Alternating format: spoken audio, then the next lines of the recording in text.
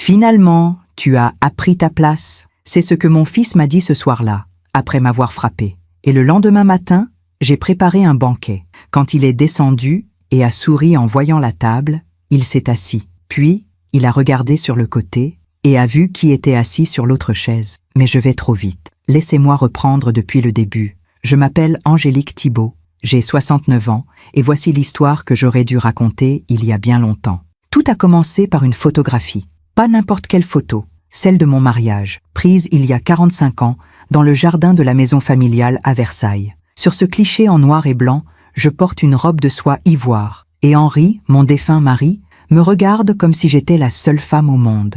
Nous étions jeunes, pleins d'espoir, convaincus que l'amour suffirait à bâtir une vie. Cette photo trônait sur la commode de l'entrée depuis toujours. Chaque matin, en descendant préparer le café, je la regardais. C'était mon rituel silencieux, ma façon de dire bonjour à Henri, parti il y a 7 ans d'un arrêt cardiaque foudroyant. Mais ce matin-là, la photo n'était plus là.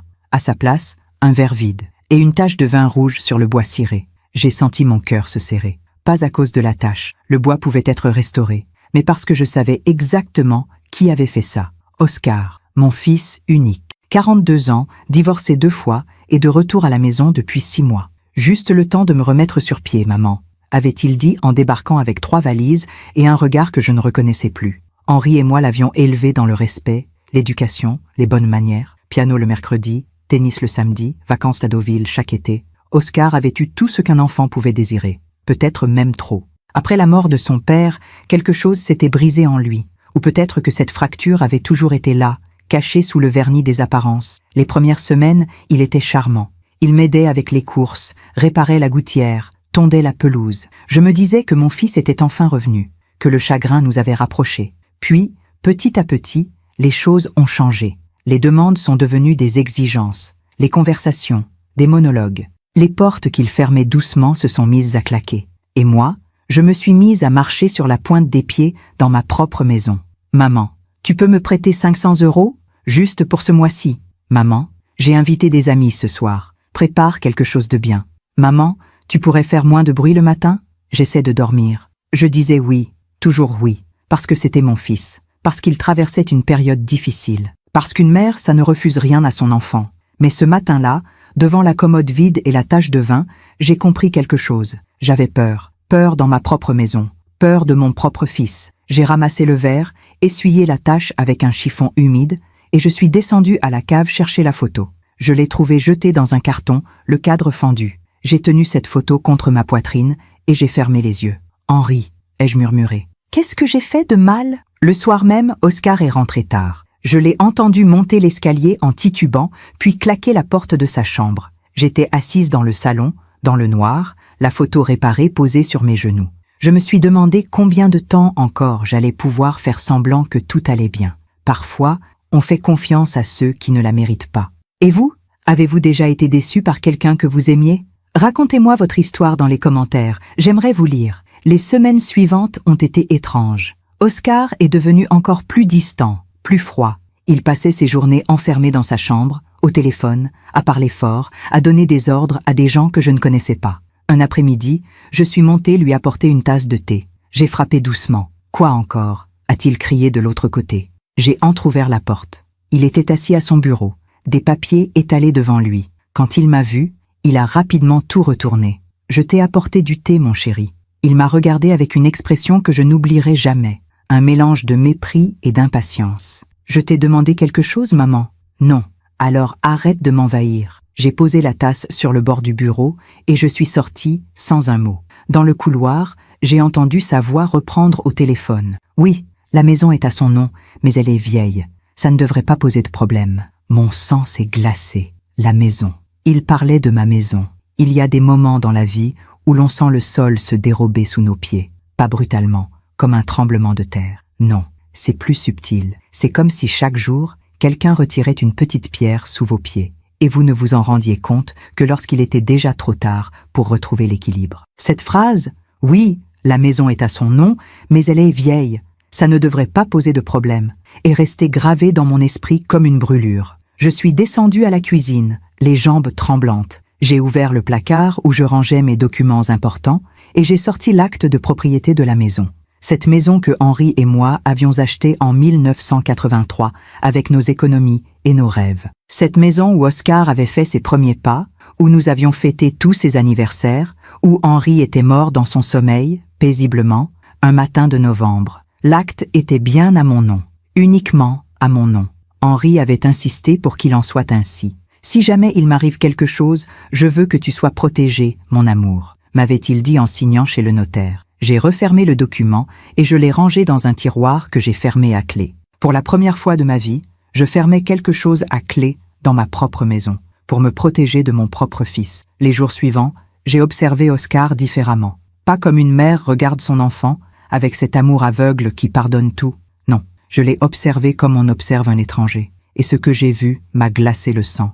Il fouillait, dans mes tiroirs, dans mes papiers, dans mes affaires personnelles. Je le savais parce que je laissais des petits signes, un stylo posé dans un certain sens, un papier plié d'une certaine manière. Et chaque soir, quand je rentrais de mes courses ou de mes promenades, ces signes avaient bougé. Oscar cherchait quelque chose, et je savais exactement quoi. Un matin, je suis allé voir Maître Beaumont, le notaire de la famille depuis 30 ans. Son cabinet se trouvait rue de la Paix, dans un de ces beaux immeubles haussmanniens avec des moulures au plafond et des parquets qui craquent sous les pas. « Madame Thibault, quel plaisir de vous revoir », m'a-t-il dit en me serrant la main. « Comment allez-vous depuis qu'Henri nous a quittés ?» ai-je terminé doucement. « Aussi bien que possible, maître, mais aujourd'hui, je ne viens pas pour parler du passé. Je viens pour protéger ce qui me reste. » Je lui ai raconté. Pas tout, pas encore, mais assez pour qu'il comprenne que quelque chose n'allait pas. Il m'a écouté sans m'interrompre, ses mains croisées sur son bureau en bois sombre. « Votre fils vit avec vous depuis 6 mois, dites-vous ?»«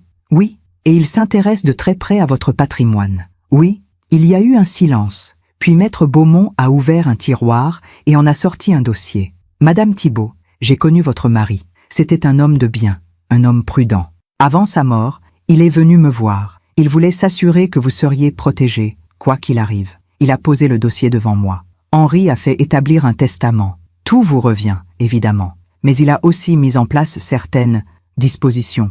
Au cas où Oscar tenterait de... Il a cherché ses mots avec délicatesse. Au cas où Oscar tenterait de profiter de votre vulnérabilité. J'ai senti mes yeux se remplir de larmes.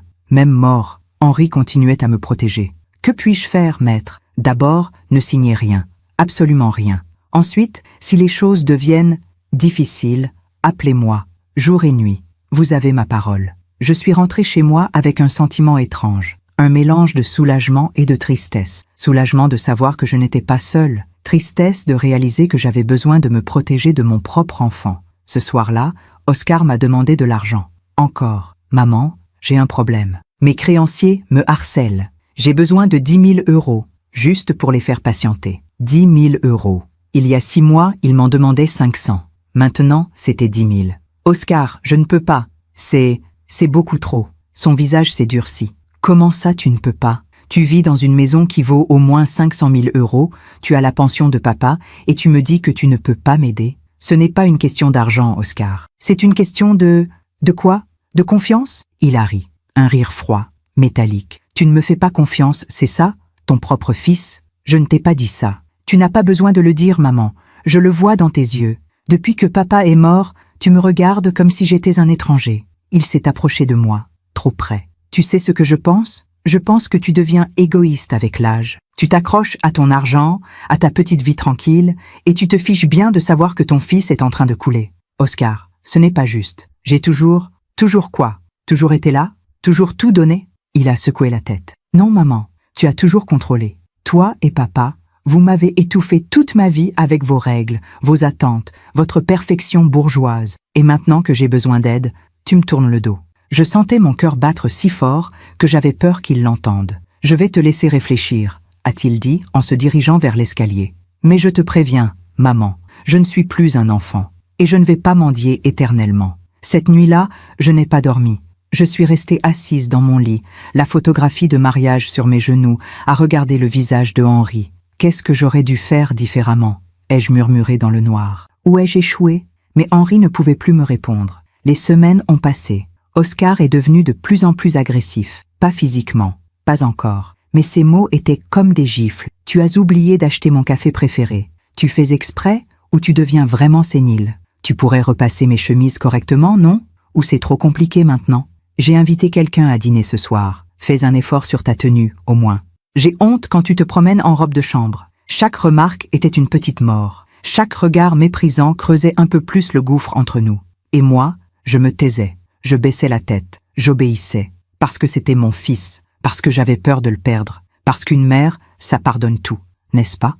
Un après-midi, je suis allée me promener dans le parc de Versailles. C'était un jour gris de novembre, et les feuilles mortes tourbillonnaient sous mes pas. Je me suis assise sur un banc, celui où Henri et moi venions souvent, et j'ai regardé les arbres dénudés. Une femme s'est assise à côté de moi. Elle devait avoir mon âge, peut-être un peu plus jeune. Elle avait un visage doux, des yeux tristes. C'est beau, même en hiver, n'est-ce pas?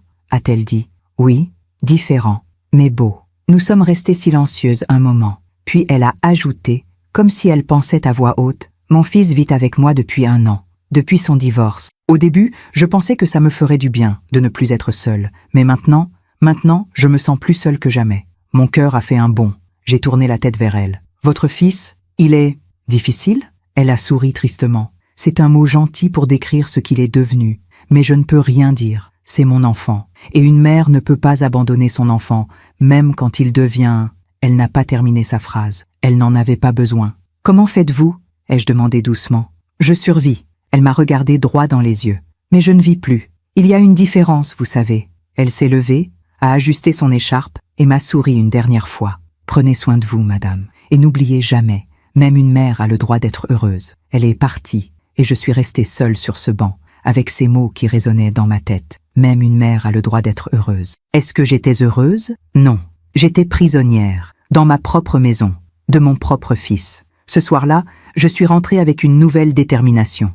Une petite flamme qui s'était allumée au fond de mon cœur. Mais quand j'ai ouvert la porte, j'ai compris que quelque chose n'allait pas. La maison était trop silencieuse. Pas le silence paisible d'une soirée tranquille. Non, le silence lourd, pesant, qui précède l'orage. « Oscar » ai-je appelé? Pas de réponse. J'ai monté l'escalier, mon cœur battant de plus en plus fort. La porte de ma chambre était ouverte, grande ouverte. Et à l'intérieur, Oscar fouillait dans mon armoire. Mes vêtements étaient jetés sur le lit, mes tiroirs vidés sur le sol. Il cherchait quelque chose avec une frénésie qui faisait peur. « Oscar, qu'est-ce que tu fais ?»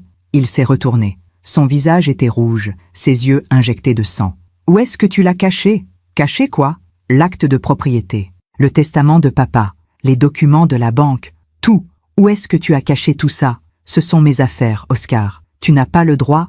J'ai tous les droits, a-t-il hurlé. Je suis ton fils. Cette maison devrait déjà être à moi. Papa me l'avait promise. Ton père ne t'a rien promis de tel. Tu mens. Tu as toujours tout gardé pour toi. L'argent, la maison, l'amour de papa. Et maintenant, tu veux me laisser dans la rue ? Oscar, personne ne veut te mettre dans la rue. Mais cette maison est à moi, et elle le restera. Il y a eu un silence terrible. Un silence où j'ai vu quelque chose se briser définitivement dans les yeux de mon fils. « Très bien », a-t-il dit d'une voix glaciale. « Tu veux jouer comme ça ? On va jouer comme ça. » Il est sorti de la chambre en claquant la porte si fort que les murs ont tremblé. Je me suis assise sur mon lit, au milieu du chaos, et j'ai pleuré. Pleuré pour ce fils que j'avais perdu. Pleuré pour cet enfant qui n'existait plus. Pleuré pour cette vie que je ne reconnaissais plus. Cette nuit-là, j'ai dormi avec ma porte fermée à clé. Pour la première fois de ma vie, j'avais peur de dormir sous mon propre toit. Il y a une différence entre la peur et la terreur. La peur, c'est ce frisson qui vous parcourt l'échine quand vous entendez un bruit suspect dans la nuit. La terreur, c'est quand ce bruit vient de la chambre de votre propre fils et que vous savez qu'il ne dort pas, qu'il attend, qu'il prépare quelque chose. Les jours qui ont suivi cette nuit ont été les plus étranges de ma vie. Oscar ne m'adressait plus la parole. Il passait devant moi comme si j'étais un fantôme. Quand je préparais le dîner, il mangeait debout, dans la cuisine, puis remontait dans sa chambre sans un regard. Quand je lui disais bonjour le matin, il ne répondait pas. Le silence est parfois plus violent que les cris. J'ai continué ma vie comme si de rien n'était. Je faisais mes courses le mardi et le vendredi, comme toujours. Je prenais mon thé à 4 heures de l'après-midi dans le salon, avec un livre. Je regardais les informations à 20 heures. Je cultivais l'illusion de la normalité, mais cette illusion se fissurait un peu plus chaque jour. Un matin, j'ai reçu un appel de la banque. « Madame Thibault, ici Monsieur Renard, votre conseiller. Je vous appelle au sujet d'une demande inhabituelle que nous avons reçue. » Mon cœur s'est serré. Quelle demande? Votre fils, Oscar Thibault, s'est présenté hier à l'agence. Il prétend avoir une procuration sur vos comptes et souhaite effectuer un virement de 50 000 €. J'ai failli lâcher le téléphone. Une procuration? Je n'ai jamais signé de procuration. C'est bien ce que je pensais. Il a présenté un document, mais quelque chose ne nous a pas paru régulier. Nous avons préféré vérifier directement avec vous avant d'entreprendre quoi que ce soit. Monsieur Renard, je vous en supplie, ne lui donnez rien, pas un centime. Il y a eu un silence. Madame Thibault, pardonnez-moi d'être directe, mais est-ce que tout va bien chez vous? Votre fils semblait très insistant, presque agressif avec notre personnel. Ma voix s'est brisée. Non, monsieur Renard, tout ne va pas bien. Voulez-vous que nous bloquions vos comptes temporairement? Pour votre protection? Oui, s'il vous plaît. C'est fait, madame. Et si vous avez besoin d'aide, n'hésitez pas à... Enfin, nous avons des contacts, des personnes qui peuvent vous conseiller dans ce genre de situation. Après avoir raccroché, je suis restée assise dans le salon, tremblante. Oscar avait falsifié une procuration. Mon fils avait tenté de me voler 50 000 €. Ce n'était plus de la manipulation. C'était de l'escroquerie. Un crime. J'ai repensé à cette femme dans le parc. Même une mère a le droit d'être heureuse. Mais avais-je encore le droit d'être en sécurité? Avais-je le droit de vivre sans avoir peur dans ma propre maison? Cet après-midi-là, pendant que Oscar était sorti, j'ai fait quelque chose que je n'aurais jamais imaginé faire un jour. J'ai monté dans sa chambre. Mon cœur battait si fort que j'entendais le sang pulser dans mes tempes. J'ai ouvert la porte doucement, comme une voleuse dans ma propre maison. La chambre était dans un désordre absolu. Des vêtements partout, des assiettes sales empilées sur le bureau, des bouteilles vides sous le lit. Mais ce n'était pas ça qui m'a fait froid dans le dos. Sur le bureau, il y avait des papiers, beaucoup de papiers. Je me suis approchée, les mains tremblantes. Le premier document était une estimation immobilière de ma maison. 590 000 €. Quelqu'un avait souligné le montant en rouge, plusieurs fois, avec une telle violence que le stylo avait transpercé le papier. Le deuxième document était un contrat de vente, pré-rempli, avec mon nom comme vendeur et celui d'Oscar comme acheteur, pour 1 € symbolique. 1 €. Ma maison, celle où j'avais vécu 40 ans, celle où j'avais élevé mon fils, celle où mon mari était mort. 1 €. Il y avait d'autres papiers, des relevés bancaires, les miens, qu'il avait dû voler dans mes tiroirs, des recherches internet sur comment faire déclarer quelqu'un inapte et tutelle personne âgée procédure. J'ai dû m'asseoir sur le lit, mes jambes ne me portaient plus. Mon fils voulait me faire passer pour folle, pour incompétente, pour qu'un juge me place sous tutelle. Et devinez qui serait le tuteur? Oscar, évidemment. Oscar, qui pourrait alors vendre ma maison, vider mes comptes, disposer de tout ce que Henri et moi avions construit pendant toute une vie. J'ai entendu la porte d'entrée s'ouvrir en bas. Il était de retour. J'ai remis les papiers exactement comme je les avais trouvés, et je suis descendue aussi vite que mes vieilles jambes me le permettaient. Quand Oscar est entré dans le salon, j'étais assise avec mon livre, feignant de lire, alors que les lettres dansaient devant mes yeux. Il m'a regardée, longtemps, intensément. « Tu es allé dans ma chambre. » Ce n'était pas une question, c'était une affirmation. « Non, ne me mens pas. » Il s'est approché. « Tu as touché mes affaires. » « Oscar, je ne sais pas de quoi tu parles. Tu sais très bien. » Son visage était à quelques centimètres du mien maintenant. « Tu fouilles, tu espionnes, tu te méfies de ton propre fils. Qu'est-ce qui t'est arrivé, maman? Tu es devenue parano? » J'ai essayé de garder mon calme, mais ma voix tremblait. « Je n'ai rien fait, Oscar. »« Vraiment? Alors pourquoi tu as fait bloquer tes comptes bancaires? » Mon sang s'est glacé. Comment le savait-il? « La banque m'a appelé cet après-midi, » a-t-il continué, sa voix montant d'un cran. « Ils m'ont dit que tu avais demandé à bloquer tous tes comptes, que tu m'accusais de... De quoi, au juste? De vol? Tu as essayé de voler 50 000 € avec une fausse procuration. » Les mots étaient sortis tout seuls. Je n'avais pas pu les retenir. Le visage d'Oscar s'est transformé. La colère a laissé place à quelque chose de plus froid, de plus calculé. « Ah !» Il a souri, un sourire qui ne ressemblait à rien d'humain. « Donc c'est ça. Tu penses vraiment que j'essaie de te voler? » Oscar, j'ai vu les papiers, le contrat de vente pour 1 €, les recherches sur la tutelle. Je sais ce que tu prépares. Il y a eu un long silence. Puis Oscar a éclaté de rire, un rire qui m'a glacé jusqu'aux os. « Tu sais quoi, maman? Tu as raison, je prépare quelque chose. Parce que je ne vais pas rester là à attendre que tu meurs de ta belle mort pour enfin avoir ce qui me revient de droit. Rien ne te revient de droit. Cette maison est à moi. Cette maison aurait dû être à moi dès la mort de papa. Mais non, monsieur avait tout laissé à sa chère petite femme, sans penser une seconde à son fils, à celui qui porte son nom. Ton père t'aimait, Oscar. Mon père me contrôlait, comme toi, toute ma vie. Vous m'avez étouffé avec vos règles, vos attentes, votre morale bourgeoise à la con. Ne parle pas de ton père comme ça. Je parlerai comme je veux. Il a hurlé si fort que j'ai sursauté. C'est ma maison aussi. J'y ai grandi. J'y ai des souvenirs. Et tu n'as pas le droit de me la prendre. Je ne te prends rien. C'est ma maison. Plus pour longtemps. Ces mots ont flotté dans l'air, comme une menace. Qu'est-ce que tu veux dire? Il s'est penché vers moi, et j'ai vu dans ses yeux quelque chose que je n'avais jamais vu auparavant. Quelque chose de sombre, de dangereux. Tu commences à oublier des choses, maman. Tu perds la tête. Tout le monde peut le voir. Le facteur, la voisine, le pharmacien. Tout le monde remarque que tu n'es plus toi-même. C'est faux. Vraiment? Alors pourquoi tu poses 3 fois la même question en 1 heure? Pourquoi tu oublies où tu as mis tes clés? Pourquoi tu te promènes en chemise de nuit en pleine journée? Je n'ai jamais... Si, tu l'as fait, et j'ai des témoins qui le confirmeront. J'ai compris. Il mentait. Il construisait un scénario. Il manipulait la réalité pour me faire passer pour sénile. Tu es en train de me détruire, ai-je murmuré. Non, maman. Je suis en train de reprendre ce qui m'appartient.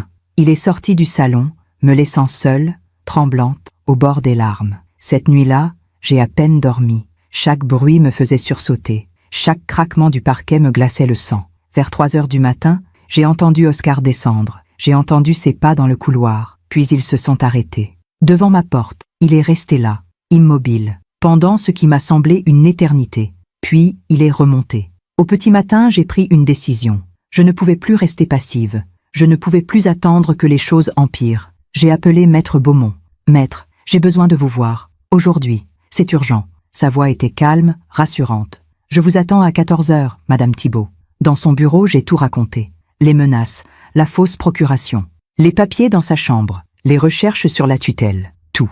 Maître Beaumont écoutait, les doigts croisés, le visage grave. Quand j'ai terminé, il y a eu un long silence. « Madame Thibault, ce que vous me décrivez est extrêmement préoccupant. Votre fils ne se contente pas de vous manipuler. Il prépare activement une fraude. Que puis-je faire? Plusieurs choses. D'abord, je vais rédiger une déclaration notariée attestant de votre pleine capacité mentale. Cela compliquera considérablement toute tentative de mise sous tutelle. Ensuite, je vous conseille vivement de porter plainte pour tentative d'escroquerie. Porter plainte? Contre mon propre fils? Madame Thibault. Sa voix était douce mais ferme. Votre fils a falsifié un document pour vous voler 50 000 €. C'est un délit pénal. Et si vous ne réagissez pas maintenant, cela ne fera qu'empirer. Mais c'est mon enfant. C'est un homme de 42 ans qui menace sa mère. Il y a une différence. J'ai pensé à Henri. Qu'aurait-il fait à ma place? Aurait-il protégé notre fils, quoi qu'il arrive? Ou aurait-il protégé sa femme? Je ne sais pas si j'en ai la force, ai-je murmuré. Vous êtes plus forte que vous ne le pensez. Maître Beaumont a posé sa main sur la mienne. Et vous n'êtes pas seule. Henri l'avait prévu. Il avait vu quelque chose en Oscar, quelque chose qui l'inquiétait. C'est pour ça qu'il a pris toutes ces précautions, pour vous protéger. Henri savait, pas avec certitude, mais il avait des doutes, et il m'avait fait promettre de veiller sur vous si jamais... Il n'a pas terminé sa phrase. J'ai regardé par la fenêtre du cabinet. Dehors, la vie continuait. Les gens marchaient, riaient, vivaient. Et moi, j'étais enfermée dans un cauchemar dont je ne voyais pas l'issue. Donnez-moi quelques jours, ai-je dit finalement, pour réfléchir, pour être sûre. Bien sûr. Mais Madame Thibault, ne tardez pas trop. Votre sécurité est en jeu. En rentrant chez moi, j'ai trouvé Oscar dans le salon. Il regardait la télévision, affalé sur le canapé, une bière à la main. « Tu étais où ?» a-t-il demandé sans me regarder. « Chez le médecin. »« Ah oui? Quel médecin ?»« Le docteur Martin, pour mon contrôle annuel. » Il a tourné la tête vers moi, les yeux plissés. « Le docteur Martin? Je croyais que tu allais chez le docteur Leblanc maintenant. » J'ai senti mon cœur accélérer. Il me testait. Il vérifiait si j'avais vraiment été chez le médecin. « Non, c'est le docteur Martin. Comme toujours. Bizarre. Parce que le docteur Martin a pris sa retraite il y a 2 ans. Le piège s'était refermé sur moi. Je me suis trompée. C'est le docteur Leblanc. » Oscar a souri, ce sourire terrible que je commençais à connaître. « Tu vois, maman, tu mélanges tout, tu oublies tout. C'est exactement ce que je disais. Tu n'es plus en état de gérer ta propre vie. J'ai juste confondu 2 noms. Aujourd'hui, 2 noms. Demain, tu oublieras d'éteindre le gaz, ou tu te perdras en rentrant des courses. C'est comme ça que ça commence, tu sais, la sénilité. Petit à petit, il s'est levé, s'est approché de moi. Mais ne t'inquiète pas, je suis là. Je vais m'occuper de toi. Je vais prendre les décisions à ta place. Pour ton bien? » Ses mots étaient doux, mais son ton était glacial. Pendant que je raconte tout cela, je me demande d'où vous m'écoutez. ai-je murmuré dans ma tête, comme si quelqu'un pouvait m'entendre. Écrivez le nom de votre ville en commentaire. J'aimerais savoir que je ne suis pas seule. Les jours suivants ont été un ballet macabre. Oscar continuait ses manœuvres. Il racontait aux voisins que je perdais la mémoire. Il appelait mon médecin pour s'inquiéter de mes troubles cognitifs. Il notait sur un carnet, qu'il laissait bien en évidence, toutes mes erreurs, des erreurs qu'il inventait de toutes pièces. 15 novembre. Maman a oublié de fermer la porte d'entrée. 18 novembre. Maman a laissé couler l'eau du robinet pendant 2 heures. 20 novembre. Maman m'a appelé Henri à 3 reprises. Tout était faux,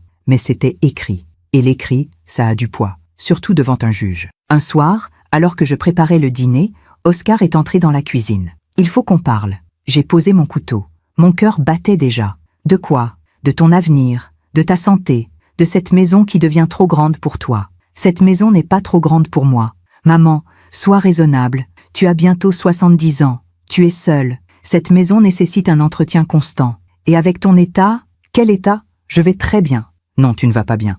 Et plus tu t'obstines à nier l'évidence, plus tu te mets en danger. Il a sorti une brochure de sa poche et l'a posée sur la table. Les jardins de sérénité. Une maison de retraite magnifique, à 20 minutes d'ici. J'ai pris rendez-vous pour une visite demain. J'ai regardé la brochure, des vieillards souriants dans un jardin impeccable, des chambres médicalisées, des infirmières en blouse blanche, une prison dorée. Je n'irai pas. Ce n'est pas une question. Tu iras. Tu ne peux pas me forcer. Oh, mais je peux.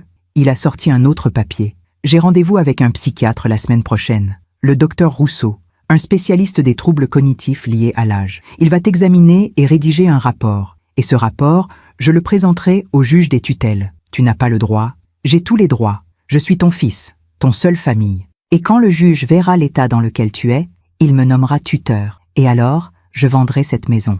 Je placerai l'argent. Et je te mettrai dans cet établissement où tu seras enfin en sécurité. En prison, tu veux dire. Appelle ça comme tu veux. J'ai senti quelque chose se briser en moi. Une digue qui cédait après avoir retenu trop d'eau pendant trop longtemps. Pourquoi ? Ma voix n'était plus qu'un murmure. C'est « Pourquoi tu me fais ça ? Qu'est-ce que je t'ai fait pour que tu me haïsses à ce point ?» Il m'a regardé. Et pour la première fois depuis des mois, j'ai vu quelque chose ressemblant à de l'émotion dans ses yeux. Mais ce n'était ni de l'amour, ni du regret. C'était du mépris. Tu ne m'as rien fait, maman. C'est ça le problème. Tu n'as jamais rien fait. Tu as toujours été là, soumise, effacée, à attendre que papa te dise quoi faire, quoi penser, quoi être. Et maintenant qu'il est mort, tu continues. Tu continues à être cette petite chose pathétique qui s'accroche à sa maison et à ses souvenirs. Ce n'est pas vrai. Si, et tu sais quoi ? J'en ai assez. J'en ai assez d'attendre. J'en ai assez de faire semblant de t'aimer. J'en ai assez de jouer au fils dévoué. Ces mots étaient comme des coups de couteau. Alors voilà ce qui va se passer. Tu vas accepter ton placement. Tu vas signer tous les papiers que je te présenterai. Et tu vas me laisser vendre cette maison. Non. Non ? Il a ri. Tu crois que tu as le choix ? J'ai toujours le choix. Très bien. Il s'est dirigé vers la porte, puis s'est retourné. Mais rappelle-toi une chose, maman. Je peux rendre ta vie très, très difficile. Et crois-moi, je n'hésiterai pas. Il est sorti me laissant seule dans la cuisine, les jambes tremblantes, le cœur brisé. Cette nuit-là, j'ai pris la photographie de mon mariage et j'ai parlé à Henri comme s'il était encore là. Mon amour, j'ai peur. J'ai peur de notre fils. J'ai peur de ce qu'il est devenu. Et je ne sais plus quoi faire. Mais dans le silence de la nuit, une petite voix a murmuré en moi. Tu sais exactement quoi faire. Tu l'as toujours su. Tu as juste eu peur de le faire. Et cette voix avait raison. Le lendemain matin, j'ai rappelé Maître Beaumont. Je suis prête. Je vais porter plainte. Il y a des décisions qui changent une vie en une seconde. Comme le jour où j'ai dit oui à Henri devant l'hôtel. Comme le jour où j'ai tenu Oscar dans mes bras pour la première fois, ce petit être fragile qui dépendait entièrement de moi. Comme le jour où j'ai enterré mon mari, sachant que plus rien ne serait jamais pareil. Et puis, il y a eu ce jour. Le jour où j'ai décidé de porter plainte contre mon propre fils. Maître Beaumont m'a accompagné au commissariat. C'était un mardi matin, gris et froid, avec ce vent de novembre qui vous glace jusqu'aux os. Le bâtiment était moderne, tout en verre et en béton. Rien à voir avec les vieux commissariats qu'on voit dans les films. Ça sentait le café et le désinfectant. Une jeune femme en uniforme nous a reçus. Elle devait avoir 30 ans, peut-être moins. Elle s'appelait Lieutenant Morel, et elle avait des yeux doux qui m'ont tout de suite mise à l'aise. « Madame Thibault, asseyez-vous, je vous en prie. » Je me suis assise sur la chaise en plastique, mes mains tremblantes posées sur mes genoux. Maître Beaumont était à côté de moi, une présence rassurante. « Racontez-moi tout depuis le début. Prenez votre temps. » Et j'ai raconté tout. Les 6 mois d'enfer, les demandes d'argent croissantes, la fausse procuration, les papiers trouvés dans sa chambre, les menaces, le harcèlement psychologique, les tentatives pour me faire passer pour folle. À mesure que je parlais, je voyais le visage du lieutenant Morel se durcir. « Madame Thibault, ce que vous décrivez s'appelle de l'abus de faiblesse, de la tentative d'escroquerie et potentiellement de la violence psychologique sur personnes vulnérables. Ce sont des délits graves. Personnes vulnérables ? J'ai presque souri, malgré la situation. Je ne me sens pas particulièrement vulnérable. Aux yeux de la loi, une personne de votre âge vivant seule peut être considérée comme vulnérable, surtout face à un membre de sa famille qui abuse de sa position. Elle a noté tout ce que je disais, posant des questions précises, demandant des dates, des noms, des détails. Quand j'ai mentionné la tentative à la banque, ses yeux se sont allumés. « Vous avez des preuves de cette tentative ?» La banque a tout gardé en dossier. Monsieur Renard, mon conseiller, peut témoigner. Parfait. Et les documents que vous avez trouvés dans sa chambre? J'ai eu peur de les prendre. C'était chez lui. Je comprends. Mais nous allons avoir besoin de ces documents. Avec votre autorisation, nous pourrions procéder à une perquisition. Une perquisition. Chez moi, dans la maison où j'avais vécu toute ma vie d'adulte. L'idée était surréaliste. Oui, ai-je murmuré. Faites ce qu'il faut. Le lieutenant Morel a continué à écrire, puis elle a levé les yeux vers moi. Madame Thibault, je dois vous poser une question difficile. Votre fils a-t-il déjà été violent physiquement avec vous? Non, jamais. Je me suis arrêtée. Enfin, pas encore, mais j'ai peur qu'il le devienne. Il y a quelque chose dans ses yeux. Parfois, je comprends. Écoutez, nous allons ouvrir une enquête. Dans un premier temps, nous allons convoquer votre fils pour l'entendre. Nous allons saisir les documents bancaires, interroger les témoins. Cela prendra du temps, mais nous prendrons cette affaire très au sérieux. Combien de temps? Quelques semaines, peut-être plus. En attendant, avez-vous un endroit où aller? De la famille? Des amis? Non, je n'ai personne. Et si vous restiez chez vous, pensez-vous être en sécurité? J'ai regardé Maître Beaumont. Il a pris la parole. Lieutenant, puis-je suggérer une ordonnance de protection? Quelque chose qui interdirait à Oscar Thibault de s'approcher de sa mère? C'est possible, mais cela nécessite une décision du juge. Et tant qu'il n'y a pas eu de violence physique avérée, il y a eu des menaces. Des menaces verbales, oui, mais sans témoin, sans enregistrement. Je comprenais. La justice avait besoin de preuves tangibles. Des mots prononcés dans l'intimité d'une maison n'avaient pas de poids devant un tribunal. En attendant, Madame Thibault, je vous conseille vivement de ne pas rester seule avec lui. Ayez toujours votre téléphone sur vous. Et si jamais il devient violent, même verbalement, appelez immédiatement le 17. Nous interviendrons. Quand je suis sortie du commissariat, j'avais l'impression d'avoir couru un marathon. J'étais épuisée, vidée, mais aussi soulagée. J'avais franchi le pas. J'avais dit la vérité à voix haute. J'avais cessé d'être complice de mon propre calvaire. Vous avez été très courageuse, m'a dit Maître Beaumont en me raccompagnant à ma voiture. Je ne me sens pas courageuse. Je me sens coupable. C'est mon fils. Je viens de le dénoncer à la police. Vous ne l'avez pas dénoncé. Vous vous êtes protégée. Ce n'est pas la même chose. Pour une mère, si. En rentrant chez moi, j'ai trouvé la maison vide.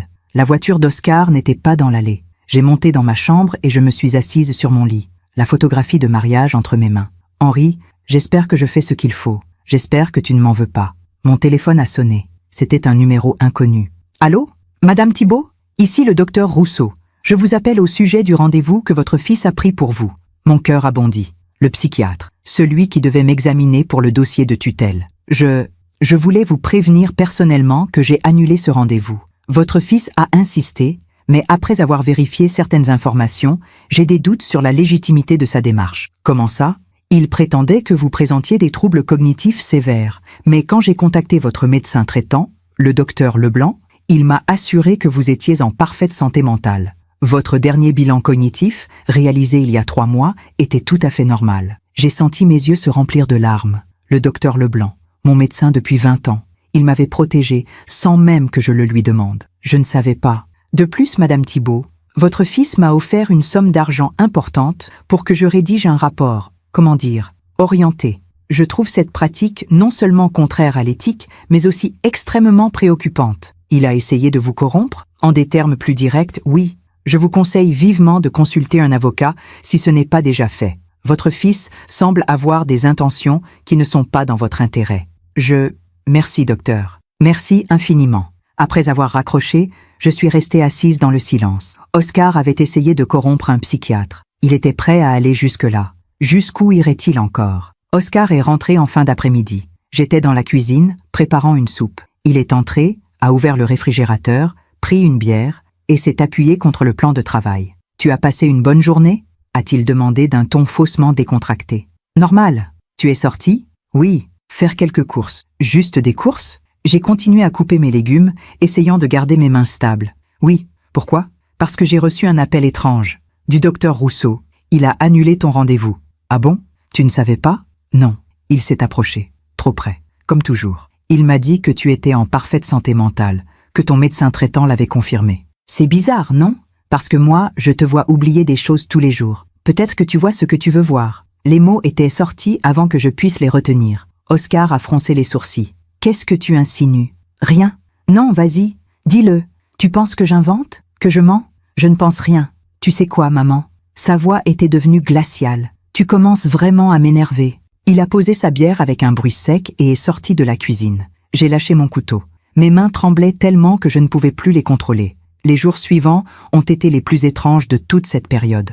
Oscar m'évitait. Il sortait tôt le matin et rentrait tard le soir. Quand nous nous croisions, il ne me parlait plus. Il me regardait à peine. C'était le calme avant la tempête, et je le savais. Un matin, j'ai reçu un appel du lieutenant Morel. « Madame Thibault, nous avons convoqué votre fils pour un interrogatoire demain à 14 heures. Je préfère vous prévenir au cas où il réagirait mal. Il ne sait pas que j'ai porté plainte. Il le saura demain. Et je dois vous dire, madame, que dans ce genre de situation, les choses peuvent rapidement dégénérer. Avez-vous quelqu'un qui peut rester avec vous dans les prochains jours ? Non ? Mais ça ira.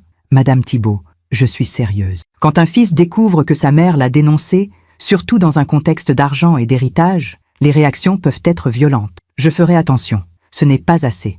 Écoutez, je vais demander à une patrouille de passer devant chez vous, régulièrement, et garder votre téléphone sur vous, en permanence. Après avoir raccroché, je me suis regardée dans le miroir du salon. Cette femme aux cheveux blancs, aux yeux fatigués, aux épaules voûtées. Quand étais-je devenue cette personne ? Quand avais-je commencé à avoir peur dans ma propre maison ?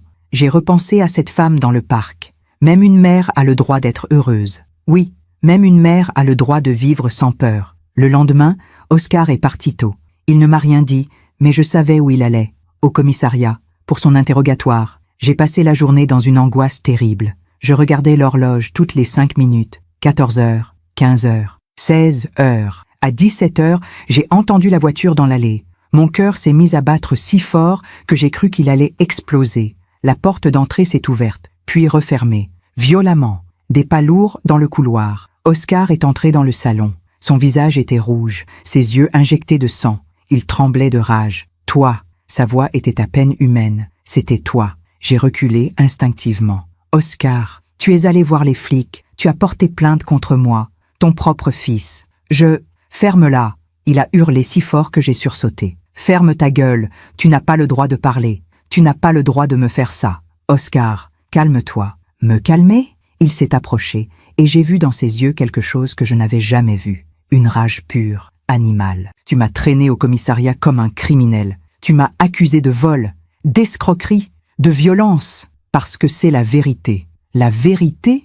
Il a attrapé un vase sur la commode et l'a jeté contre le mur. Le verre a explosé en 1000 morceaux. La vérité, c'est que tu es une vieille folle égoïste qui s'accroche à son argent. Oscar, s'il te plaît quoi ? S'il te plaît, pardonne-moi. Il a ri, un rire dément. Non, c'est trop tard pour les excuses, c'est trop tard pour tout.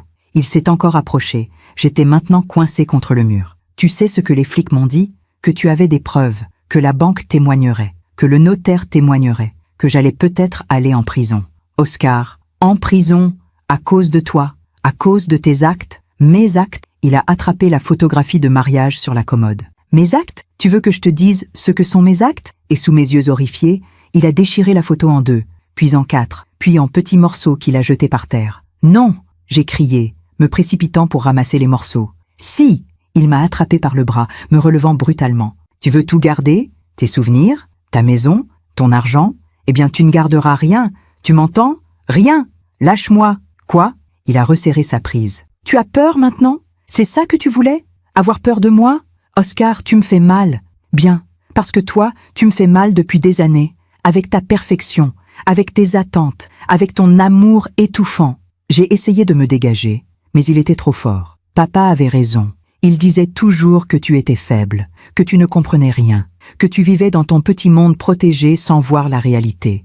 Ton père n'a jamais dit ça? Si, il le disait, quand tu n'étais pas là, quand nous étions entre hommes, il se moquait de toi, de ta naïveté, de ta soumission. C'est faux. Tu veux savoir pourquoi il t'a tout laissé dans son testament? Ce n'était pas par amour, c'était par pitié, parce qu'il savait que tu étais trop stupide pour survivre seul. Les larmes coulaient sur mes joues maintenant. Arrête. Non, tu vas m'écouter pour une fois dans ta vie. Il m'a poussé contre le mur. Papa te méprisait. Moi, je te méprise. Tout le monde te méprise. Et tu sais pourquoi? Parce que tu n'es rien. Tu n'as jamais été rien. Et puis il a levé la main. J'ai fermé les yeux, attendant le coup. Mais il ne venait pas. Quand j'ai rouvert les yeux, Oscar me regardait, la main en l'air, tremblant. Et dans ses yeux, j'ai vu quelque chose se briser. Ou peut-être se révéler. Il a baissé la main, m'a lâché, a reculé. Tu vois ce que tu me fais? Tu vois ce que tu fais de moi? Il est sorti du salon, est monté dans sa chambre et a claqué la porte. Je me suis effondrée sur le sol, au milieu des morceaux de la photographie déchirée, et j'ai pleuré. Pleuré comme je n'avais jamais pleuré. Pleuré pour ce fils que j'avais perdu. Pleuré pour ce mariage détruit. Pleuré pour cette vie brisée. Et au milieu de ces larmes, j'ai entendu cette petite voix. Cette voix qui n'avait cessé de grandir en moi depuis des semaines. C'est fini. Tu ne peux plus vivre comme ça. Il faut que ça s'arrête. J'ai ramassé les morceaux de la photo, un par un, comme on ramasse les morceaux de sa propre vie. Et j'ai pris une décision. Cette nuit-là, je n'ai pas dormi dans ma chambre. J'ai dormi dans le salon, avec la porte fermée à clé et une chaise coincée sous la poignée. J'avais mon téléphone dans une main, prête à appeler la police au moindre bruit. Mais Oscar n'est pas descendu. Le silence était pesant, étouffant. Un silence chargé de menaces non dites. Au petit matin, j'ai entendu sa porte s'ouvrir, ses pas dans l'escalier. Il est passé devant le salon sans s'arrêter, a pris ses clés et est sorti.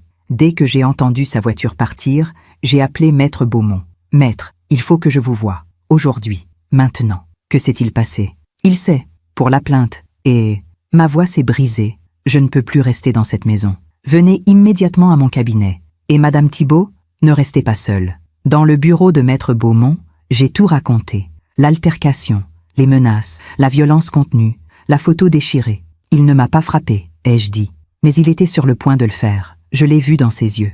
Maître Beaumont avait l'air grave, préoccupé. « Madame Thibault, la situation est devenue trop dangereuse. Je vais immédiatement demander une ordonnance de protection d'urgence. En attendant, vous ne pouvez absolument pas rentrer chez vous.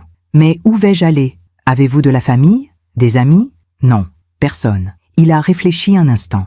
Il existe des structures d'accueil temporaire pour les personnes en situation de violence familiale. Je peux vous mettre en contact. Une structure d'accueil? Comme un refuge? Temporairement, oui. L'idée me semblait irréelle. Moi, Angélique Thibault, 69 ans, bourgeoise de Versailles, dans un refuge pour femmes battues. Mais n'était-ce pas ce que j'étais devenue? Une femme battue. Pas physiquement, pas encore, mais battue quand même. Je me demande encore si j'ai fait le bon choix, ai-je murmuré. Et vous? Qu'auriez-vous fait à ma place? Maître Beaumont a posé sa main sur la mienne. Vous avez fait le seul choix possible. Le choix de survivre. Je n'ai pas fini dans un refuge. Maître Beaumont a contacté une de ses clientes, Madame Roussel, une veuve qui louait une chambre dans sa grande maison à Saint-Germain-en-Laye. Elle m'a accueilli avec une gentillesse qui m'a fait monter les larmes aux yeux. Restez aussi longtemps que nécessaire, ma chère. Une femme ne devrait jamais avoir peur chez elle. Le soir même, accompagnée par 2 policiers, je suis retournée chez moi pour récupérer quelques affaires. Oscar n'était pas là. J'ai fait ma valise en tremblant, prenant l'essentiel. Vêtements, documents, médicaments, et les morceaux de la photographie déchirée, que j'ai glissés dans une enveloppe. Quand je suis partie, j'ai regardé une dernière fois cette maison qui avait été mon foyer pendant 40 ans. Cette maison où j'avais été heureuse. Cette maison qui était devenue une prison. Au revoir, ai-je murmuré. Je ne savais pas encore que ce n'était qu'un au revoir temporaire. Il y a quelque chose d'étrange à dormir dans un lit qui n'est pas le vôtre. Les draps ont une odeur différente. Les bruits de la maison sont inconnus. La lumière entre par la fenêtre sous un angle que vous ne reconnaissez pas. Vous vous réveillez en sursaut, désorienté, en vous demandant pendant quelques secondes où vous êtes. Et puis la réalité vous rattrape, comme une vague glacée. Vous êtes une réfugiée dans votre propre ville, à cause de votre propre fils. Chez Madame Roussel, j'avais une chambre au 2e étage, avec une vue sur un petit jardin où les dernières roses de novembre s'accrochaient désespérément à la vie. C'était joli, paisible, confortable. Mais ce n'était pas chez moi. La première nuit, je n'ai pas fermé l'œil. J'écoutais les bruits, guettant des pas qui ne viendraient pas, imaginant Oscar en train de défoncer la porte. Mon téléphone était sous mon oreiller, prêt à composer le 17 au moindre signe de danger. Mais personne n'est venu. Oscar ne savait même pas où j'étais. Au petit matin, Madame Roussel a frappé doucement à ma porte. « Madame Thibault, je vous ai préparé du thé. Si vous voulez descendre, nous avons pris le petit déjeuner ensemble dans sa cuisine ensoleillée. » Elle avait 80 ans, des mains noueuses par l'arthrite, mais des yeux pétillants de vivacité. « Vous savez, a-t-elle dit en versant le thé, mon mari est mort il y a 15 ans, cancer. Nous n'avons jamais eu d'enfant. Pendant longtemps, je me suis dit que c'était une malédiction. Mais en vous écoutant, en écoutant ce que votre fils vous a fait subir, je me demande si ce n'était pas une bénédiction. On ne peut pas généraliser. Il y a des enfants merveilleux, oui, mais il y en a aussi qui deviennent des monstres. » Elle a bu une gorgée de thé. Et le pire, c'est que leur mère continue à les aimer quand même, à les excuser, à se sacrifier pour eux. Ces mots ont résonné en moi comme une cloche. « Vous m'aimez encore, n'est-ce pas, votre Oscar ?» J'ai regardé ma tasse. Le thé fumait doucement. Je ne sais plus ce qu'est l'amour. Est-ce que l'amour, c'est accepter d'être détruit? Est-ce que l'amour, c'est fermer les yeux sur la violence, sur le mensonge, sur la manipulation? Non, a répondu Madame Roussel fermement. Ça, ce n'est pas de l'amour. C'est de la peur déguisée en amour. De la peur déguisée en amour. Ces mots sont restés gravés dans mon esprit toute la journée. Maître Beaumont m'a appelé en fin de matinée. « Madame Thibault, j'ai une bonne nouvelle et une moins bonne. La bonne, c'est que le juge a accepté d'examiner notre demande d'ordonnance de protection en urgence. L'audience est fixée à après-demain. Et la moins bonne, Oscar a engagé un avocat, Maître Fontaine, un spécialiste du droit de la famille, réputé pour être, particulièrement agressif dans sa défense. Mon cœur s'est serré. Qu'est-ce que ça signifie? Que votre fils ne compte pas se laisser faire. Il va contester la plainte, nier les faits, et probablement vous présenter comme une personne confuse, manipulée par votre notaire. Mais c'est faux, je sais, et nous avons les preuves pour le démontrer. Mais préparez-vous, Madame Thibault. L'audience risque d'être éprouvante. Éprouvante. Le mot était faible. Les 2 jours suivants ont passé dans un brouillard. Je sortais à peine de ma chambre. Madame Roussel me montait des plateaux que je touchais à peine. J'avais l'estomac noué en permanence. La veille de l'audience, j'ai reçu un message d'Oscar. « Maman, je sais que tu es chez Maître Beaumont ou dans un hôtel. Je sais que tu as peur, mais tu n'as aucune raison d'avoir peur. Je suis ton fils, je t'aime. Tout ce que je veux, c'est prendre soin de toi. Pourquoi tu ne comprends pas ça? Appelle-moi, s'il te plaît, avant qu'il ne soit trop tard. » J'ai lu et relu ce message 20 fois. Sa voix semblait sincère, presque désespérée. Était-ce une manipulation? Ou y avait-il encore, quelque part au fond de lui, un reste du petit garçon que j'avais bercé dans mes bras? J'ai appelé Maître Beaumont. Il m'a envoyé un message. « Ne répondez pas, c'est exactement ce qu'il veut. Vous déstabiliser avant l'audience. Mais si c'était sincère, si j'avais mal compris, si... » Madame Thibault. Sa voix était douce mais ferme. Un homme qui essaie de vous voler votre maison, qui falsifie des documents, qui tente de vous faire passer pour folle, qui détruit vos biens et vous menace de violence n'est pas un homme sincère. C'est un homme dangereux. Mais c'est mon fils. Ce n'est plus un argument. Plus maintenant. Il avait raison. Mais mon cœur, lui, refusait encore de l'accepter complètement. Le jour de l'audience, je me suis habillée avec soin. Un tailleur bleu marine que Henri aimait. Un chemisier blanc. Mes perles. Je voulais avoir l'air digne, solide. Pas comme une vieille femme confuse et manipulable. Dans le miroir, j'ai vu une étrangère. Une femme que je ne reconnaissais pas, plus maigre qu'avant. Des cernes profonds sous les yeux. Des rides qui semblaient s'être creusées en quelques semaines seulement. « Courage !» ai-je murmuré à mon reflet. Juste aujourd'hui. Juste cette épreuve. Le tribunal se trouvait dans un bâtiment moderne, tout en verre et en acier. Maître Beaumont m'attendait à l'entrée. Il portait sa robe d'avocat et cela m'a étrangement rassuré. Quelqu'un était là pour me défendre. « Vous êtes prête ?»« Non, mais je n'ai pas le choix. »« Vous avez toujours le choix, Madame Thibault. Et aujourd'hui, vous choisissez de vous battre. » Nous sommes entrés dans la salle d'audience. C'était plus petit que je ne l'imaginais. Quelques rangées de sièges, une tribune pour le juge, des tables pour les avocats, et Oscar. Il était assis à côté de son avocat, un homme d'une 50aine d'années, aux cheveux gris impeccablement coiffés, au costume 3 pièces parfait. Oscar portait lui aussi un costume. Je ne l'avais pas vu en costume depuis l'enterrement de son père. Quand nos regards se sont croisés, j'ai vu quelque chose passer dans ses yeux.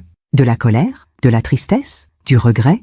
Je ne savais plus lire mon propre fils. Il a détourné le regard le premier. Le juge est entré. Une femme d'une 50aine d'années, aux cheveux courts, au regard perçant. Elle s'appelait Madame Durand, et elle avait l'air de quelqu'un qui ne se laissait pas facilement impressionner. Nous sommes réunis aujourd'hui pour examiner la demande d'ordonnance de protection déposée par Madame Angélique Thibault contre son fils, Monsieur Oscar Thibault. Maître Beaumont, vous avez la parole. Maître Beaumont s'est levé. Il a raconté mon histoire, les 6 mois d'enfer, les manipulations, les menaces, la tentative d'escroquerie, les recherches sur la tutelle, la violence psychologique. Il a présenté les documents de la banque, les témoignages du docteur Rousseau, du docteur Leblanc, de Monsieur Renard. Chaque mot était un coup de marteau sur un clou. Puis ce fut au tour de Maître Fontaine, l'avocat d'Oscar. Il s'est levé, a ajusté sa cravate et a souri. Un sourire onctueux qui m'a donné la nausée. Madame la juge, nous sommes ici face à un terrible malentendu,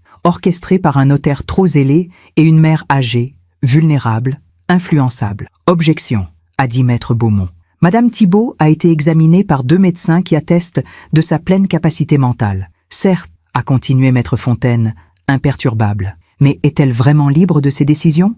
Ou a-t-elle été manipulée par son notaire qui voit en cette affaire une opportunité de... Objection, c'est une accusation sans fondement. Messieurs, s'il vous plaît, a coupé la juge. Maître Fontaine, contentez-vous des faits.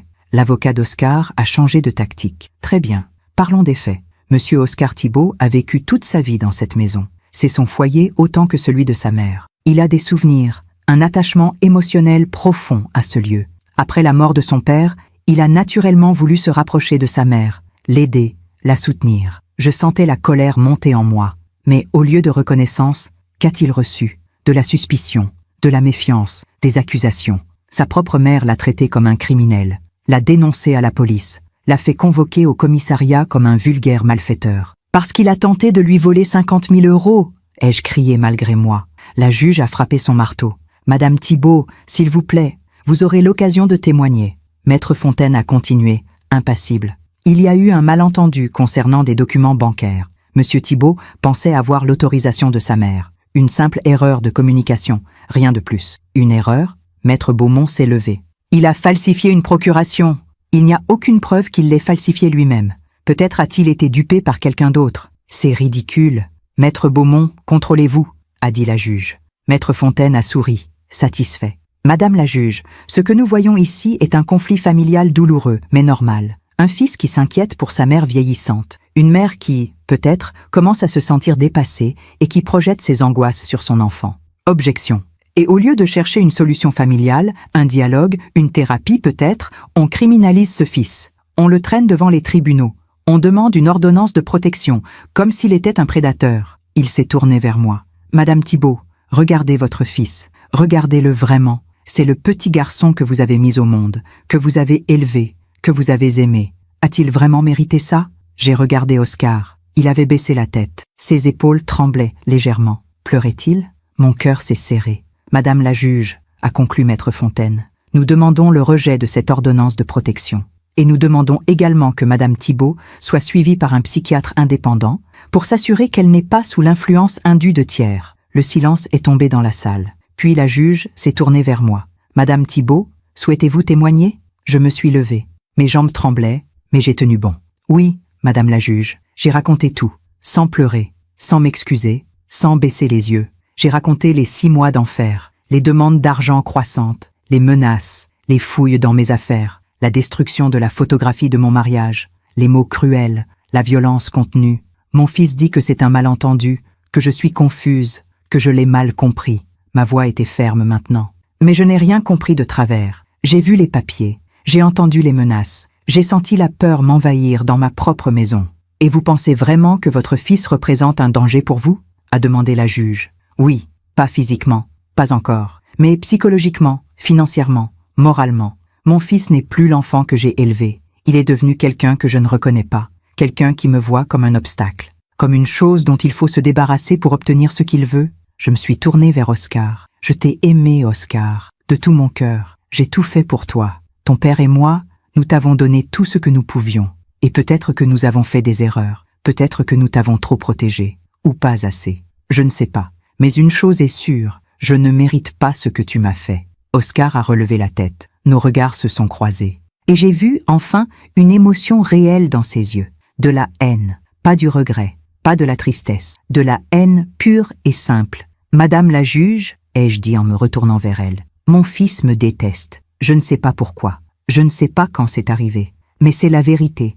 Et je ne peux pas vivre avec quelqu'un qui me déteste. Je ne peux pas vivre dans la peur. J'ai respiré profondément. Alors oui, je demande cette ordonnance de protection. Non pas pour le punir, mais pour survivre. Je me suis rassise. Mes mains tremblaient. Mais j'avais dit ce que j'avais à dire. La juge a pris des notes, puis a levé les yeux. Monsieur Thibault, souhaitez-vous témoigner? Oscar s'est levé lentement. Il a regardé la juge, puis moi, puis à nouveau la juge. Oui, sa voix était calme, trop calme. J'aime ma mère. Je l'ai toujours aimée. Tout ce que j'ai fait, c'était pour elle, pour la protéger, pour m'assurer qu'elle serait en sécurité. Il a marqué une pause. Mais elle a raison sur un point. Elle ne me reconnaît plus. Et vous savez pourquoi? Parce que je ne suis plus l'enfant obéissant, soumis, qui faisait tout ce qu'on lui demandait sans poser de questions. J'ai grandi, j'ai changé, j'ai des opinions, des besoins, des limites. Et apparemment, elle ne peut pas l'accepter. Elle veut que je reste éternellement son petit garçon. Mais je ne le suis plus. Il s'est tourné vers moi. Tu dis que je te déteste? Non, maman, je ne te déteste pas. Je te plains, parce que tu es tellement accroché au passé, à papa, à cette maison, que tu ne vois pas la réalité. La réalité, c'est que tu es seul, que tu vieillis, que tu as besoin d'aide, et que je suis le seul qui soit là. Mais tu préfères me diaboliser plutôt que de l'admettre. Tu préfères croire que je suis un monstre plutôt que d'accepter que tu ne peux plus tout contrôler. Il a secoué la tête. Alors oui, si vous voulez me tenir éloigné d'elle, faites-le. Mais ne venez pas me chercher quand elle se retrouvera vraiment seule, vraiment perdue, sans personne pour l'aider. Il s'est rassis. La salle était silencieuse. La juge a refermé son dossier. Bien, je vais délibérer. Ma décision sera rendue dans 1 heure, l'heure la plus longue de ma vie. Maître Beaumont et moi sommes sortis dans le couloir. Je tremblais de la tête aux pieds. « Vous avez été parfaite », m'a-t-il dit. Je ne sais pas. Il était convaincant. C'est un manipulateur, Madame Thibault. Il sait exactement quoi dire pour retourner la situation, mais les faits sont de notre côté. La banque, les documents, les témoignages. Et si la juge ne nous croit pas, elle nous croira. Mais dans sa voix, j'ai entendu un doute. Quand nous sommes retournés dans la salle, la juge était déjà là. Son visage était impénétrable. Après examen des pièces et audition des parties, voici ma décision. Mon cœur battait si fort que j'entendais à peine. Les faits présentés par Madame Thibault sont étayés par des preuves solides. La tentative d'obtention frauduleuse de fonds est avérée. Les recherches concernant une mise sous tutelle, combinées aux témoignages médicaux confirmant la pleine capacité de Madame Thibault, démontrent une intention de manipulation. Par conséquent, j'ordonne une mesure de protection temporaire. Monsieur Oscar Thibault n'est pas autorisé à approcher sa mère à moins de 200 mètres, ni à la contacter par quelque moyen que ce soit, pour une durée de 6 mois. Quoi? Oscar s'est levé brusquement. C'est ridicule. Monsieur Thibault, asseyez-vous, a ordonné la juge. Non, vous ne pouvez pas faire ça. C'est ma mère. Monsieur Thibault, je vous ordonne de vous asseoir.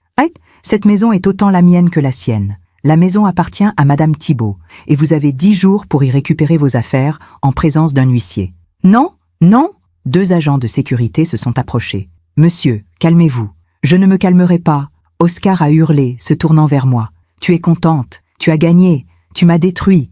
Monsieur Thibault, sortez immédiatement ou vous serez placé en garde à vue pour outrage. Oscar m'a regardé une dernière fois. Dans ses yeux, j'ai vu quelque chose se briser définitivement. Tu vas le regretter, a-t-il dit d'une voix basse, glaciale. Je te le promets, tu vas le regretter. Les agents l'ont escorté hors de la salle. Je suis restée assise, tremblante, incapable de bouger. Madame Thibault, la voix de Maître Beaumont me semblait lointaine. C'est fini. Vous avez gagné. Gagné. Si c'était une victoire, pourquoi avais-je l'impression d'avoir tout perdu? Il y a une différence entre gagner une bataille et gagner une guerre. Ce jour-là, dans ce tribunal, j'avais gagné une bataille. Mais la guerre, je le sentais au plus profond de moi, était loin d'être terminée. Les 10 jours qui ont suivi l'ordonnance ont été étranges, presque irréels. Je suis restée chez Madame Roussel, dans cette chambre qui commençait à me sembler familière. Chaque matin, je me réveillais avec l'espoir que tout cela n'était qu'un cauchemar. Et chaque matin, la réalité me rattrapait.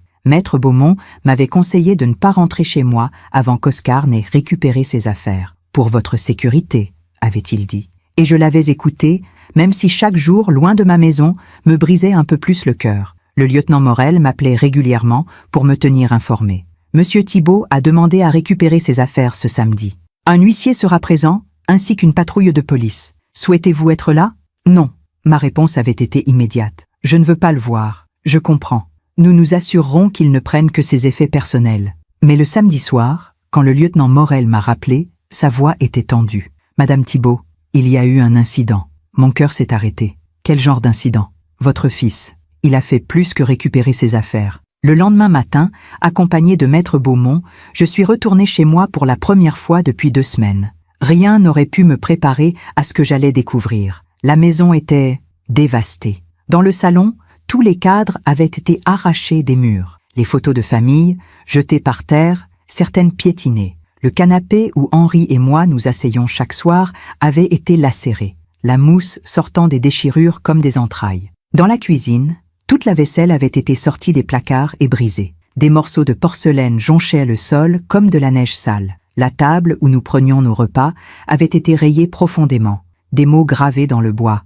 Menteuse, traîtresse, mon Dieu, a murmuré maître Beaumont. J'ai monté les escaliers, le cœur battant, redoutant ce que j'allais trouver. Ma chambre avait été saccagée, mes vêtements arrachés de l'armoire et déchirés, mes bijoux éparpillés, mon lit renversé. Et sur le mur, avec ce qui ressemblait à du rouge à lèvres, un seul mot, écrit en lettres énormes. Pardon, mais c'est dans la chambre d'Oscar que j'ai trouvé le pire. Il avait tout laissé, absolument tout. Ses vêtements, ses livres, ses affaires. Comme s'il avait voulu me faire comprendre. Tu veux la maison? Prends-la, prends tout, et vis avec. Sur son bureau, il avait laissé une enveloppe, avec mon nom écrit dessus. J'ai hésité longtemps avant de l'ouvrir. Mes mains tremblaient. À l'intérieur, une seule feuille de papier, et quelques mots écrits à la main. Tu m'as tout pris, mon père, ma maison, ma dignité. J'espère que tu es fier de toi. J'espère que tu pourras vivre avec ce que tu as fait. Mais souviens-toi d'une chose. Un jour, tu seras vraiment seule, vraiment mourante, vraiment terrifiée. Et ce jour-là, tu chercheras quelqu'un, n'importe qui. Et il n'y aura personne, parce que tu les auras tous chassés, comme tu m'as chassé. Vis bien avec ça, maman. Oscar, j'ai laissé tomber la lettre. Mes jambes ne me portaient plus. Je me suis effondrée sur le sol de cette chambre vide, au milieu du chaos, et j'ai pleuré comme je n'avais jamais pleuré. Maître Beaumont est monté et m'a trouvé là, recroquevillée, la lettre à côté de moi. Madame Thibault, il a raison. Ma voix était brisée. Je l'ai chassé, mon propre fils. Non, vous vous êtes protégé. Ce n'est pas la même chose. Regardez ce qu'il a fait. Regardez cette haine. Comment est-ce que j'en suis arrivée là? Comment est-ce que mon enfant est devenu ça? Maître Beaumont s'est assis à côté de moi sur le sol. Vous n'êtes pas responsable de ses choix, Madame Thibault. Il est un adulte. Il a choisi la violence, la destruction, la manipulation. Ce ne sont pas vos choix, ce sont les siens. Mais je suis sa mère. J'aurais dû... Quoi?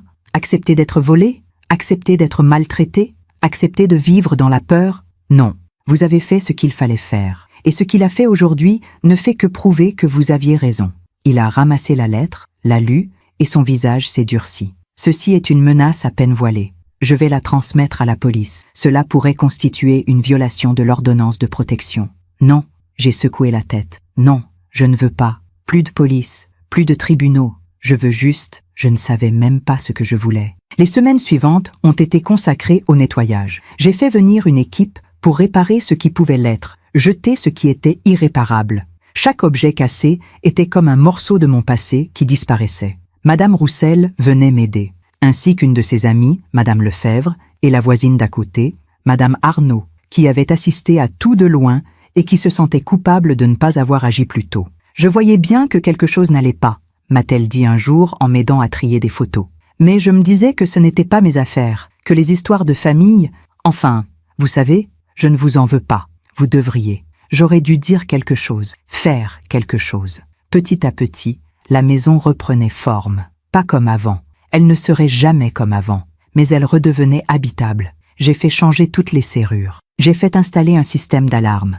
J'ai même fait poser des caméras de surveillance. Je sais que l'ordonnance interdit à Oscar de s'approcher, ai-je expliqué à maître Beaumont. Mais je ne me sens pas en sécurité quand même. C'est normal. Et c'est prudent. Un mois après l'audience, je suis enfin retournée vivre chez moi. La première nuit a été terrible. Chaque bruit me faisait sursauter. J'imaginais Oscar en train de forcer la porte, de grimper par une fenêtre, de surgir dans ma chambre. Mais il ne venait pas. Les jours passaient, les semaines. Pas de nouvelles d'Oscar. Pas d'appel, pas de message, rien. C'était comme s'il avait disparu de la surface de la terre. Le lieutenant Morel m'avait dit qu'il avait quitté la région.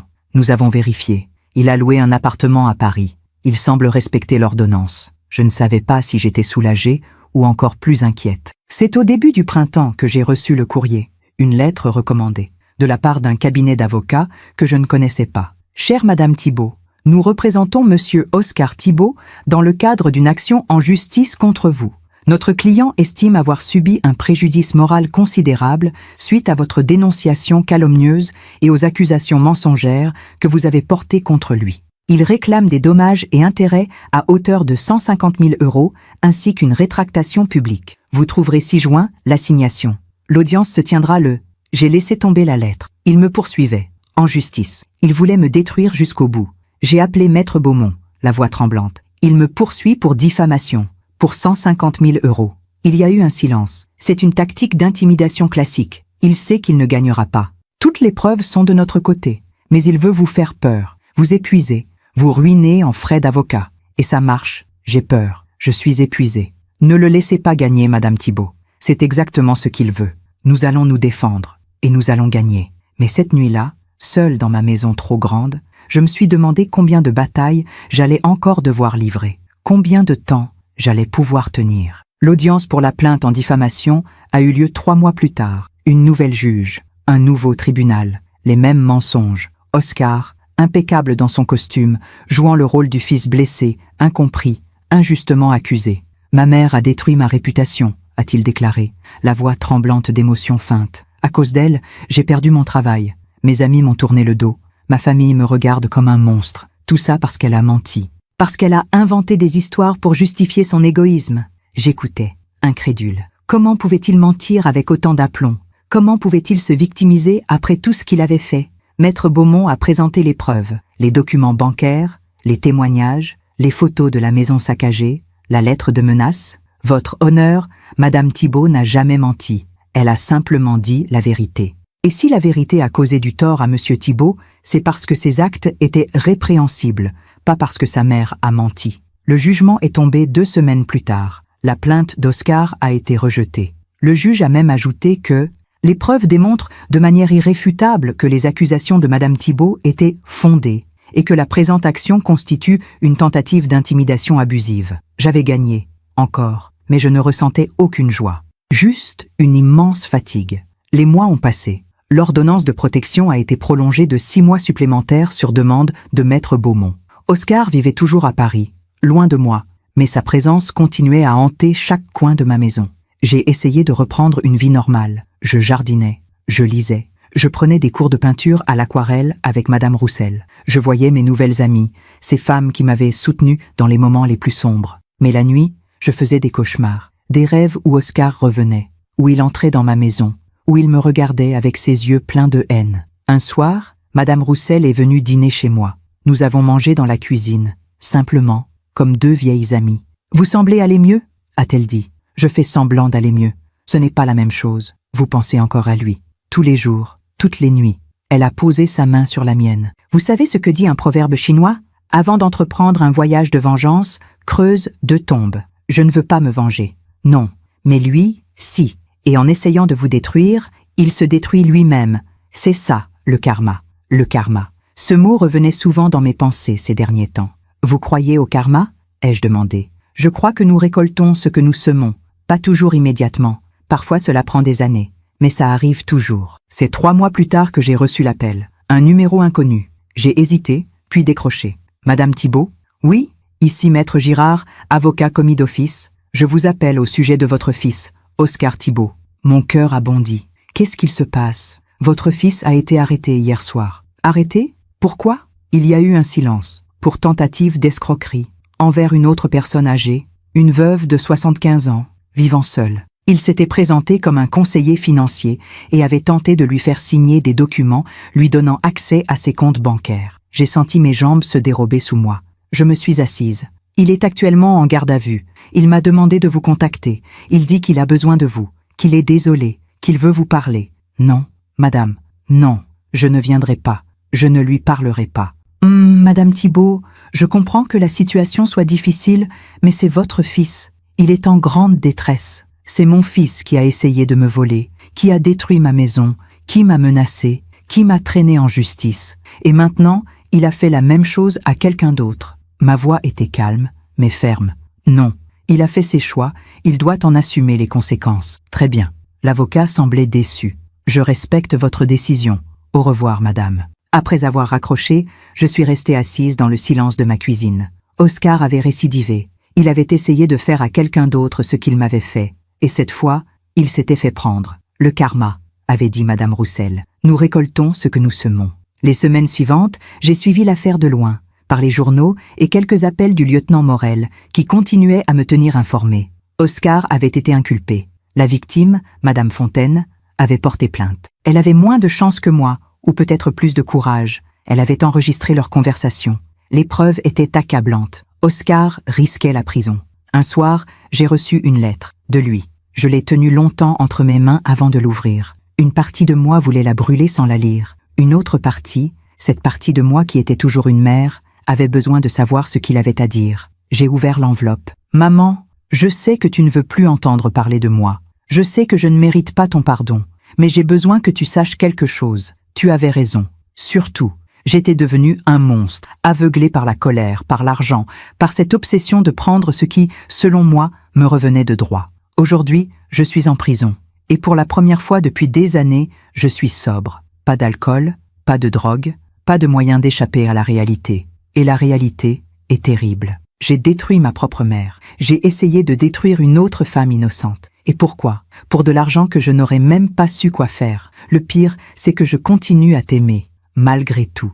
Malgré ma haine, ma colère, ma folie. Tu es ma mère. Et je t'aime. Mais cet amour est malade, toxique, destructeur. Je ne te demande pas de me pardonner. Je ne te demande même pas de me répondre. Je voulais juste que tu saches que tu as eu raison de te protéger de moi. Que tu as eu le courage que je n'avais pas. Je vais passer les prochaines années en prison, probablement. Et c'est bien, parce que j'ai besoin de temps. Pour réfléchir, pour comprendre, pour devenir, peut-être, quelqu'un que tu pourrais à nouveau regarder sans avoir peur. Je t'aime, maman. Et je suis désolée, tellement désolée. Oscar, j'ai plié la lettre lentement, les mains tremblantes. Des larmes coulaient sur mes joues, mais ce n'étaient pas des larmes de tristesse. C'étaient des larmes de soulagement, de libération. Mon fils était en prison, mais peut-être, pour la première fois, il voyait la vérité. Et moi, je pouvais enfin respirer. Il y a des moments dans la vie où l'on se tient à un carrefour sans même s'en rendre compte. On pense que c'est juste un jour ordinaire, une décision banale. Mais en réalité, c'est le moment où tout bascule.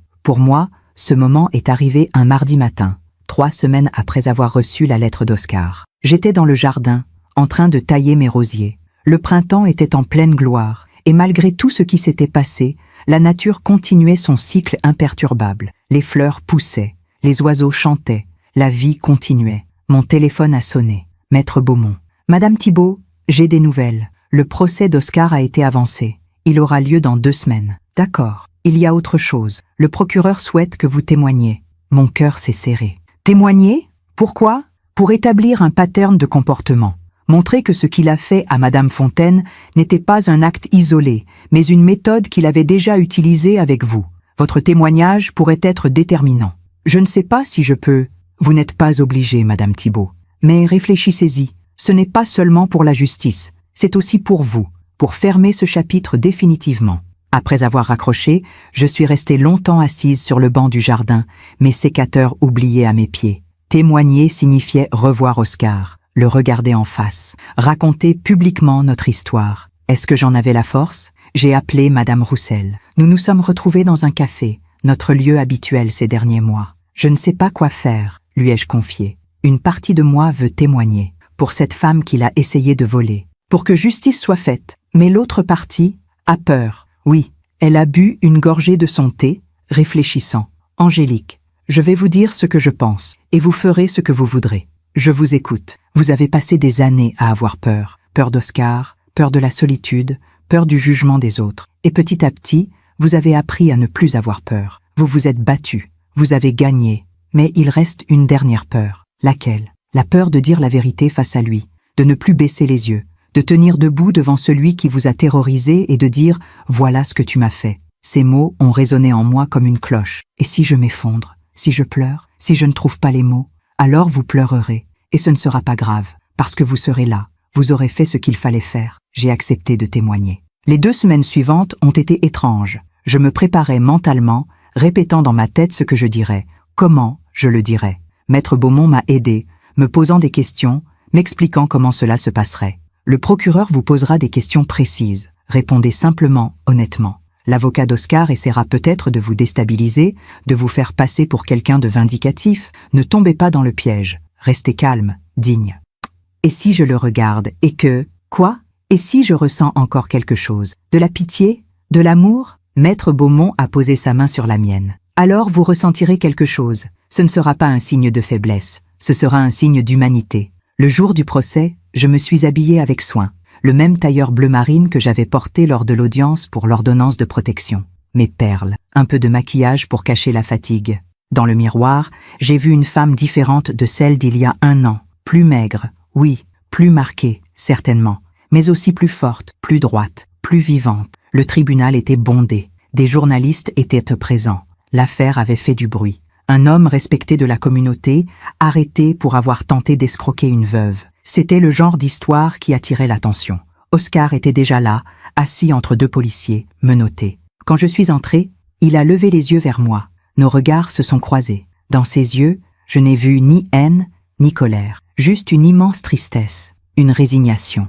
J'ai détourné le regard et me suis assise à ma place. Le procès a commencé. Le procureur a présenté les faits. La rencontre entre Oscar et Madame Fontaine. Les mensonges, les faux documents. La tentative de transfert d'argent, l'enregistrement qui prouvait tout. Puis ce fut le tour de Madame Fontaine de témoigner. C'était une femme frêle, aux cheveux blancs impeccablement coiffés, vêtue d'une robe sobre. Elle s'est assise à la barre et a raconté son histoire d'une voix tremblante, mais déterminée. Il était si gentil au début, si prévenant.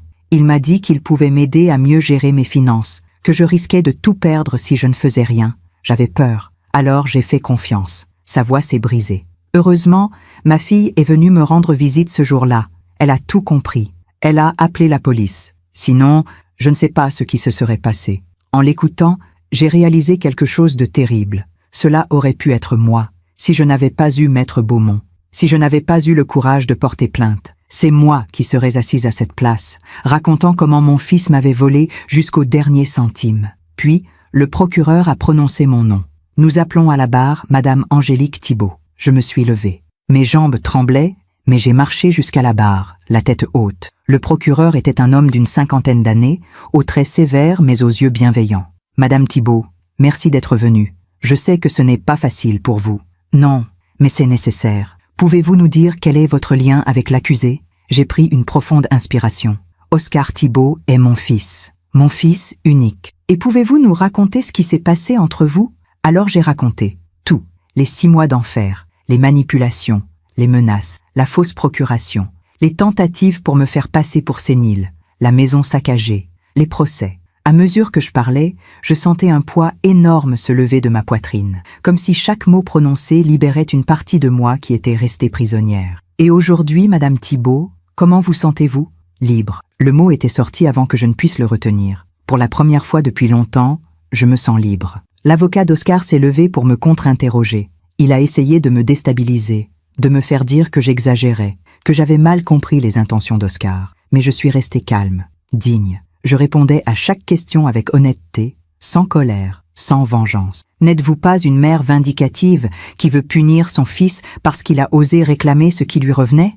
Non, je suis une mère qui a dû se protéger de son propre enfant, et c'est la chose la plus douloureuse que j'ai jamais eu à faire. Quand je suis descendue de la barre, Oscar m'a regardé, et j'ai vu des larmes couler sur ses joues. Le procureur a demandé une peine de 3 ans de prison ferme. L'avocat d'Oscar a plaidé les circonstances atténuantes, la détresse psychologique, le besoin d'argent, les problèmes d'addiction. Puis Oscar a demandé à prendre la parole. Le juge a accepté. Oscar s'est levé, les mains toujours menottées. « Votre honneur, je ne vais pas me chercher d'excuses. J'ai fait ce dont on m'accuse. J'ai essayé de voler Madame Fontaine. Avant cela, j'ai terrorisé ma propre mère. » Sa voix était basse, mais claire. J'ai passé des mois à me mentir à moi-même, à me dire que j'avais raison, que le monde était injuste avec moi, que tout le monde me devait quelque chose. Mais la vérité, c'est que j'étais devenu exactement ce que je détestais. Un parasite, un manipulateur, quelqu'un qui prend sans jamais donner. Il s'est tourné vers moi. « Maman, tu m'as donné tant de choses. L'amour, l'éducation,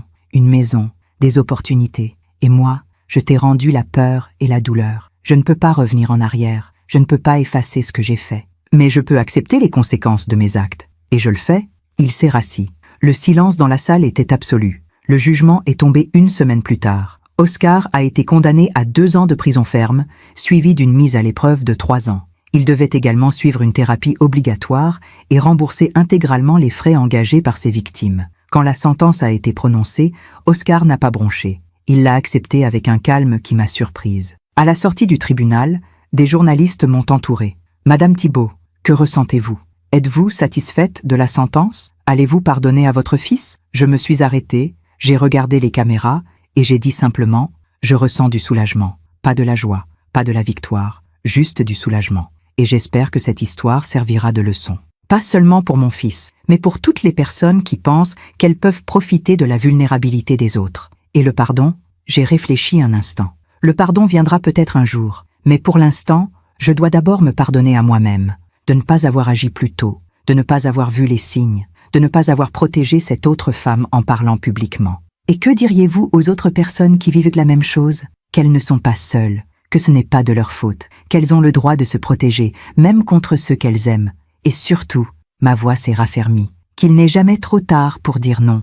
Après un procès, après une condamnation, on pourrait penser que tout est fini, que l'on tourne la page et que la vie reprend son cours normal. Mais la vérité, c'est qu'il n'y a pas de fin nette, pas de ligne claire entre avant et après. Il y a juste la suite. Les premiers jours après le jugement ont été étranges. Je me réveillais le matin en me demandant ce qui avait changé. Tout et rien à la fois. Oscar était en prison, mais il continuait à occuper mes pensées. La maison était calme, sécurisée, mais je sursautais encore au moindre bruit. Madame Roussel m'a invité à déjeuner chez elle, 1 semaine après le procès. « Comment vous sentez-vous vraiment ?»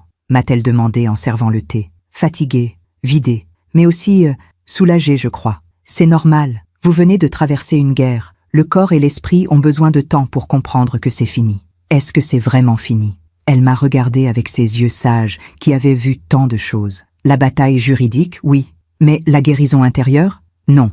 Ça, c'est un autre voyage. Plus long, plus difficile peut-être. J'ai décidé de faire quelque chose que je n'avais jamais fait auparavant. Consulter une psychologue. Elle s'appelait Dr Mercier, une femme d'une 60aine d'années, au sourire doux et au regard perçant. Son cabinet se trouvait dans un vieil immeuble du centre-ville, avec des bibliothèques remplies de livres et un canapé confortable où je me suis assise, les mains crispées sur mon sac. « Racontez-moi », a-t-elle dit simplement. Et j'ai raconté. Tout, depuis le début. Depuis le retour d'Oscar à la maison jusqu'au procès. Depuis les petites manipulations jusqu'aux grandes violences. Elle écoutait, sans m'interrompre, prenant quelques notes, hochant la tête de temps en temps. Quand j'ai terminé, elle a posé son stylo et m'a regardé. « Madame Thibault, vous avez vécu ce qu'on appelle de la violence familiale, violence psychologique, violence économique, violence morale. Mais il ne m'a jamais frappé. La violence n'est pas seulement physique, et parfois, les blessures invisibles mettent plus de temps à guérir. » Elle s'est penchée en avant. « Vous avez fait quelque chose de remarquable.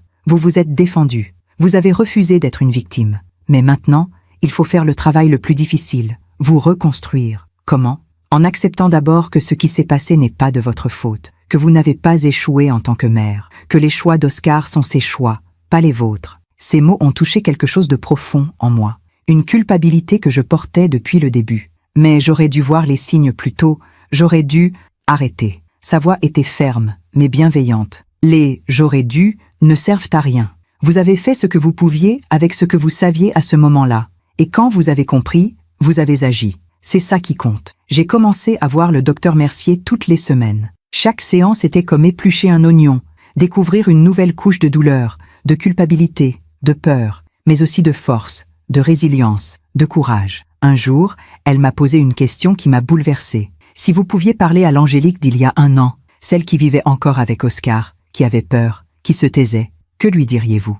J'ai fermé les yeux, imaginant cette femme que j'avais été, cette femme qui marchait sur la pointe des pieds dans sa propre maison, cette femme qui s'excusait d'exister. Je lui dirais, ma voix s'est brisée, je lui dirais que ce n'est pas sa faute, que ce qu'elle vit n'est pas normal, que ce n'est pas de l'amour, et que les larmes coulaient maintenant, et qu'elle mérite mieux, qu'elle mérite d'être en sécurité, d'être heureuse, d'être en paix. Et aujourd'hui, Angélique, est-ce que vous vous sentez en sécurité, heureuse, En paix, j'ai réfléchi longuement. En sécurité, oui, grâce aux serrures, aux alarmes, à l'ordonnance. Mais heureuse, en paix, pas encore. Ça viendra. Donnez-vous du temps. 2 mois après le procès, j'ai reçu une lettre de la prison, d'Oscar. J'ai hésité longtemps avant de l'ouvrir. Le docteur Mercier m'avait dit que je n'étais pas obligé de lire ces lettres, que je pouvais protéger mon espace mental. Mais quelque chose en moi avait besoin de savoir. Maman, je ne t'écris pas pour te demander quoi que ce soit. Ni pardon, ni visite, ni même une réponse. J'écris parce que j'ai besoin de mettre des mots sur ce qui s'est passé en moi. En prison, j'ai beaucoup de temps pour réfléchir. Trop peut-être. Je repense à tout. À mon enfance, à papa, à toi. Et je me demande où tout a basculé. Le psychologue de la prison dit que j'ai un problème avec l'autorité, avec les limites, avec le fait d'accepter que je ne peux pas tout avoir. Il dit que l'alcool et les drogues ont amplifié ces problèmes, mais qu'ils étaient déjà là avant. Papa était dur avec moi, très dur, tu le sais, mais je n'ai jamais osé m'opposer à lui. Alors j'ai intériorisé cette colère, et quand il est mort, je me suis dit que enfin, je pourrais prendre ma place, être le maître de ma vie. Mais au lieu de construire ma vie, j'ai essayé de détruire la tienne. Comme si en te prenant tout, je pouvais effacer cette impression d'avoir été étouffé toute ma vie. Ce n'est pas une excuse, c'est juste une explication. Pour moi autant que pour toi, je vais rester ici 2 ans. 2 ans pour essayer de comprendre qui je suis vraiment, pour essayer de devenir quelqu'un de meilleur, quelqu'un que tu n'auras plus jamais à craindre. Je ne sais pas si un jour tu pourras me regarder sans avoir peur, si un jour nous pourrons nous parler sans que tout ce passé se dresse entre nous. Mais je veux que tu saches une chose, tu as eu raison de te protéger de moi. Tu as eu raison de dire non. Et j'espère qu'un jour, je pourrai être digne de ton pardon. Oscar, j'ai plié la lettre lentement. Mes mains ne tremblaient plus. Cette lettre était différente des précédentes, plus sincère, plus lucide, moins manipulatrice. Peut-être que la prison était en train de faire ce que je n'avais jamais pu faire, forcer Oscar à se regarder en face. Le printemps s'est transformé en été. J'ai recommencé à jardiner sérieusement, replantant des fleurs là où Oscar avait tout saccagé. Chaque nouvelle pousse était comme un symbole, la vie qui reprend, plus forte qu'avant. Madame Roussel, Madame Lefebvre, Madame Arnaud et moi avons créé un petit groupe. Nous nous retrouvions tous les jeudis pour le thé et la conversation. Parfois nous parlions de choses légères, des livres, des films, des jardins. D'autres fois, nous partagions nos histoires, nos douleurs, nos victoires. Un jour, Madame Arnaud m'a confié qu'elle aussi avait vécu de la violence psychologique, de la part de son mari, mort depuis 15 ans. Je n'en ai jamais parlé à personne, a-t-elle dit, les larmes aux yeux.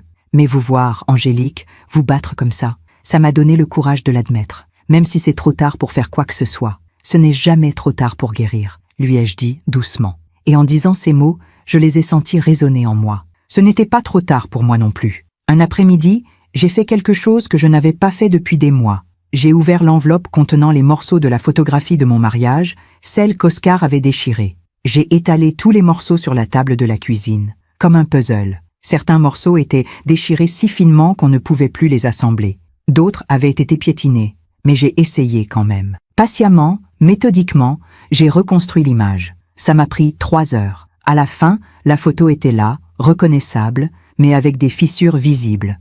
On voyait les déchirures, on voyait les manques. Mais on voyait aussi Henri et moi, jeunes, souriants, pleins d'espoir. J'ai pris cette photo réparée et je l'ai mise dans un nouveau cadre. Puis je l'ai accrochée dans le salon, à sa place d'origine.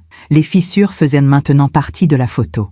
Elles racontaient une histoire. Mon histoire. En septembre, j'ai reçu un appel de Madame Fontaine, l'autre victime d'Oscar. Madame Thibault, j'espère que je ne vous dérange pas. Pas du tout. Comment allez-vous? Mieux. Grâce à vous, en partie. Votre témoignage au procès. Il m'a aidé à comprendre que je n'étais pas seule, que ce n'était pas ma faute. C'est exactement ce que j'espérais. Ma fille m'a suggéré quelque chose. Elle se demandait si vous et moi, nous pourrions, nous rencontrer, parler, partager nos expériences, peut-être aider d'autres femmes qui vivent la même chose. Son idée m'a surprise, mais elle a tout de suite résonné en moi. J'aimerais beaucoup. Nous nous sommes rencontrés la semaine suivante dans un café tranquille. Elle était plus forte que je ne l'avais imaginé, avec un regard vif et un sens de l'humour qui m'a fait rire pour la première fois depuis longtemps. « Vous savez ce qui est ironique ?» a-t-elle dit. « Nos enfants nous ont appris à nous défendre. Pas de la manière dont ils l'auraient voulu, mais quand même. Nous avons parlé pendant des heures, de nos peurs, de nos victoires, de nos regrets, et à la fin, elle m'a dit quelque chose que je n'oublierai jamais. Vous savez ce que j'ai compris? On nous apprend qu'une mère doit tout sacrifier pour ses enfants. Mais personne ne nous dit qu'une mère a aussi le droit de se protéger, qu'elle a le droit de dire « jusqu'ici, mais pas plus loin ». Tout « jusqu'ici, mais pas plus loin », ai-je répété. C'est exactement ça. L'automne est arrivé, apportant avec lui ses couleurs chaudes et son air frais. 1 an exactement s'était écoulé depuis l'ordonnance de protection. J'étais dans mon jardin, ramassant les feuilles mortes, quand mon téléphone a sonné. Maître Beaumont. Madame Thibault, j'ai une question à vous poser. Une association locale qui aide les victimes de violences familiales m'a contacté. Ils cherchent des personnes qui accepteraient de témoigner de leur expérience pour aider d'autres victimes à trouver le courage d'agir. Mon cœur s'est accéléré. Vous pensez à moi. Oui, vous n'êtes évidemment pas obligé, mais je pense que votre histoire pourrait aider beaucoup de gens. Vous avez montré qu'il n'est jamais trop tard pour se défendre, même à 69 ans, même contre son propre fils. J'ai regardé ma maison. Cette maison qui avait été une prison et qui était redevenue un foyer. Cette maison qui portait les cicatrices du passé, mais aussi les promesses de l'avenir. Oui, ma voix était claire, ferme. Oui, je veux le faire. Il y a quelque chose de particulier dans le fait de raconter son histoire à voix haute, devant des étrangers. Ce n'est plus seulement votre douleur privée, cela devient quelque chose de plus grand. Un témoignage, une leçon, un espoir. La première fois que j'ai parlé devant un groupe, c'était dans une petite salle communautaire. Un jeudi soir, il y avait une quinzaine de femmes, de tous âges. Certaines avaient mon âge, d'autres étaient bien plus jeunes. Toutes portaient sur leur visage cette expression que je connaissais si bien, la peur mêlée à l'espoir. J'étais nerveuse. Mes mains tremblaient en tenant mes notes. L'animatrice, une psychologue nommée Sophie, m'a présenté avec bienveillance. Angélique a accepté de partager son histoire avec nous ce soir. Une histoire de courage, de résilience et surtout de libération. J'ai pris une profonde inspiration et j'ai commencé. Bonsoir, je m'appelle Angélique, j'ai 70 ans, et pendant 6 mois, j'ai eu peur de mon propre fils. Les mots sont sortis plus facilement que je ne l'aurais cru. J'ai raconté Oscar, la manipulation, les menaces, la violence psychologique, la bataille juridique, la reconstruction. Mais cette fois, je n'ai pas raconté seulement la douleur, j'ai raconté aussi la force, les moments où j'avais dit non, les personnes qui m'avaient aidé, les victoires, petites et grande. Quand j'ai terminé, il y a eu un silence, puis une femme s'est levée. Elle devait avoir 40 ans, des cernes profonds sous les yeux. Comment avez-vous trouvé le courage? Je vis la même chose avec mon mari, mais je n'arrive pas à partir. J'ai tellement peur. Je l'ai regardé droit dans les yeux. Le courage n'est pas venu d'un coup. Il est venu petit à petit. Un petit non à la fois, une petite limite à la fois. Et un jour, j'ai réalisé que j'avais plus peur de rester que de partir. Une autre femme a levé la main, plus âgée. « Mais vous n'avez pas peur de mourir seul, sans votre fils ?» La question m'a touché au cœur. Si, j'ai peur. Mais j'ai compris quelque chose. Mieux vaut être seul et en paix que accompagné et terrorisé. La solitude peut être apaisante. La violence ne l'est jamais. Les questions ont continué pendant 1 heure. À la fin, plusieurs femmes sont venues me voir personnellement, les larmes aux yeux, pour me remercier. « Vous m'avez donné de l'espoir », m'a dit l'une d'elles. « Vous m'avez montré que c'est possible », a ajouté une autre. En rentrant chez moi ce soir-là, j'ai réalisé quelque chose d'important. Ma douleur avait trouvé un sens. Elle n'était plus juste une blessure personnelle. Elle était devenue un pont vers d'autres femmes, un phare dans leur nuit. Les semaines suivantes, j'ai témoigné plusieurs fois, dans des associations, des centres sociaux, même une fois à la radio locale. Chaque fois, c'était différent. Chaque fois, je voyais dans les yeux de ces femmes le reflet de ce que j'avais vécu. Madame Fontaine m'accompagnait souvent.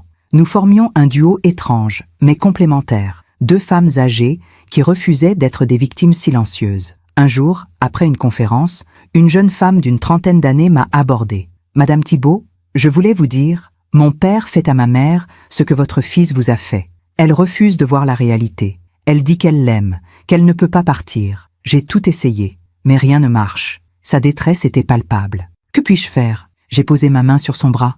Vous ne pouvez pas la sauver malgré elle, personne ne peut.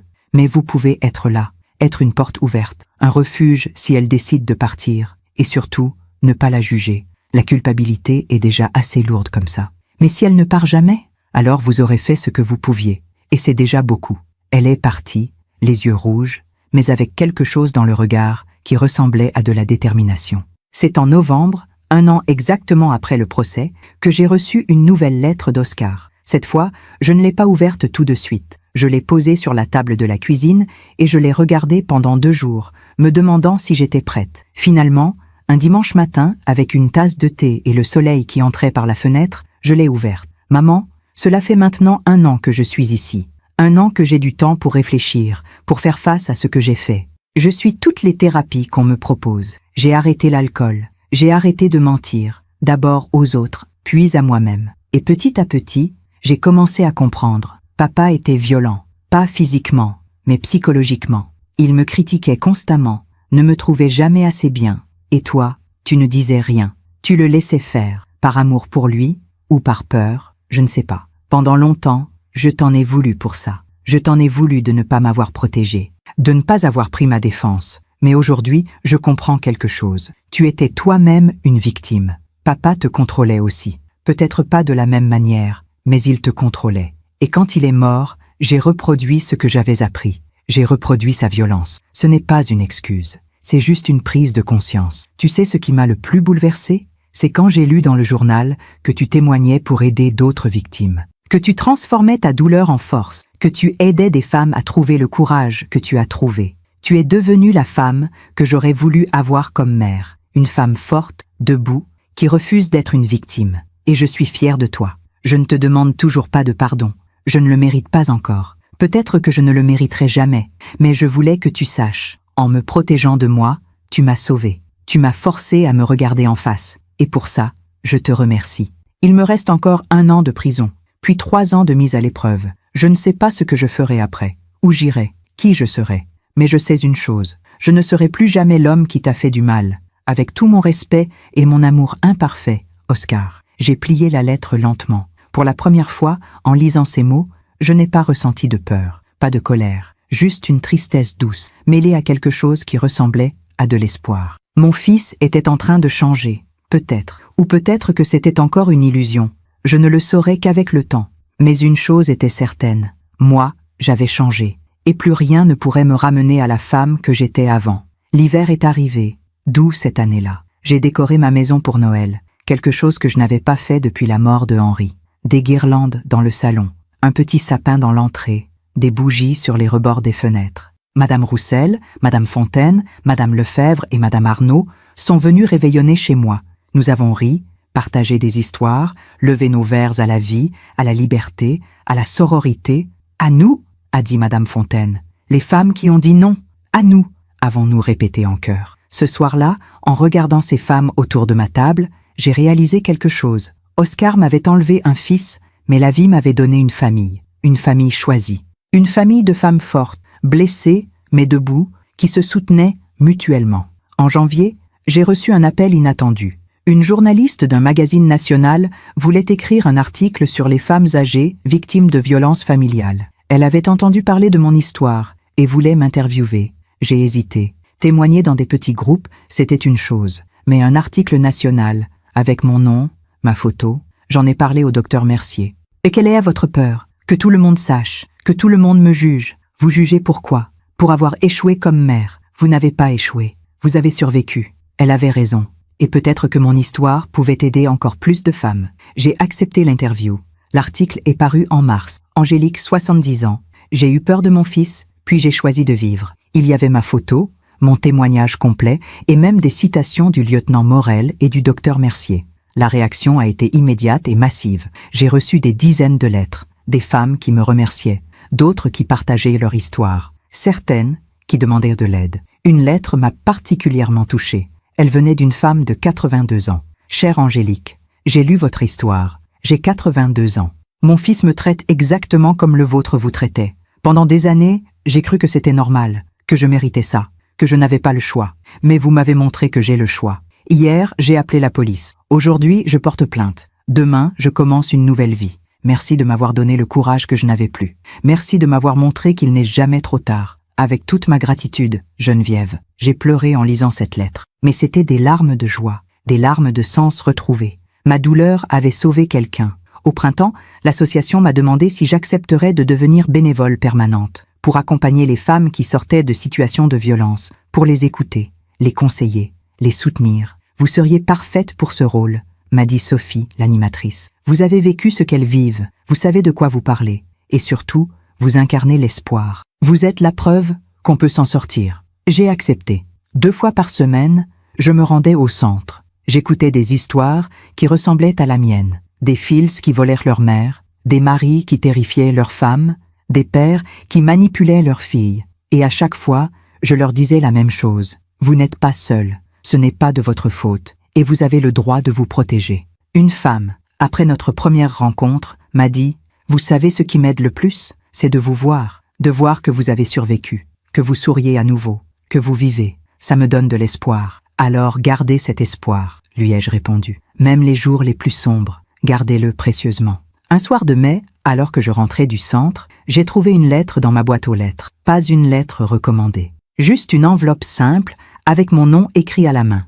L'écriture d'Oscar. Cette fois, je ne l'ai pas laissée traîner. Je l'ai ouverte immédiatement. Maman, je sors dans 3 mois. Mon avocat a négocié une libération anticipée pour bonne conduite. Je ne vais pas revenir à Versailles. J'ai trouvé un travail dans le sud, à Marseille. Un nouveau départ, loin de tout. Je ne sais pas si un jour nous nous reverrons. Je ne sais pas si tu le voudras. Je ne sais même pas si tu as lu mes lettres. Mais je voulais te dire quelque chose d'important. Tu as eu raison. Surtout, j'étais devenu un monstre. Et tu as fait ce qu'il fallait faire. Tu t'es protégé. Tu as dit non.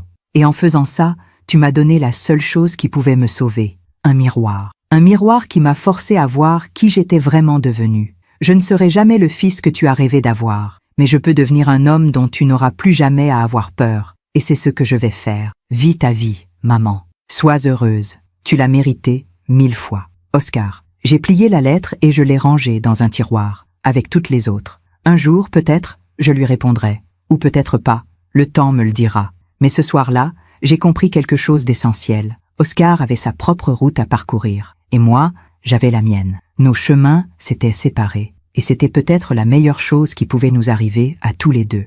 Il y a 2 ans aujourd'hui, je vivais dans la peur. Je marchais sur la pointe des pieds dans ma propre maison. Je m'excusais d'exister. J'avais oublié ce que signifiait être libre. Aujourd'hui, je suis assise dans mon jardin, par une belle matinée de juin. Les roses que j'ai plantées l'année dernière sont en pleine floraison.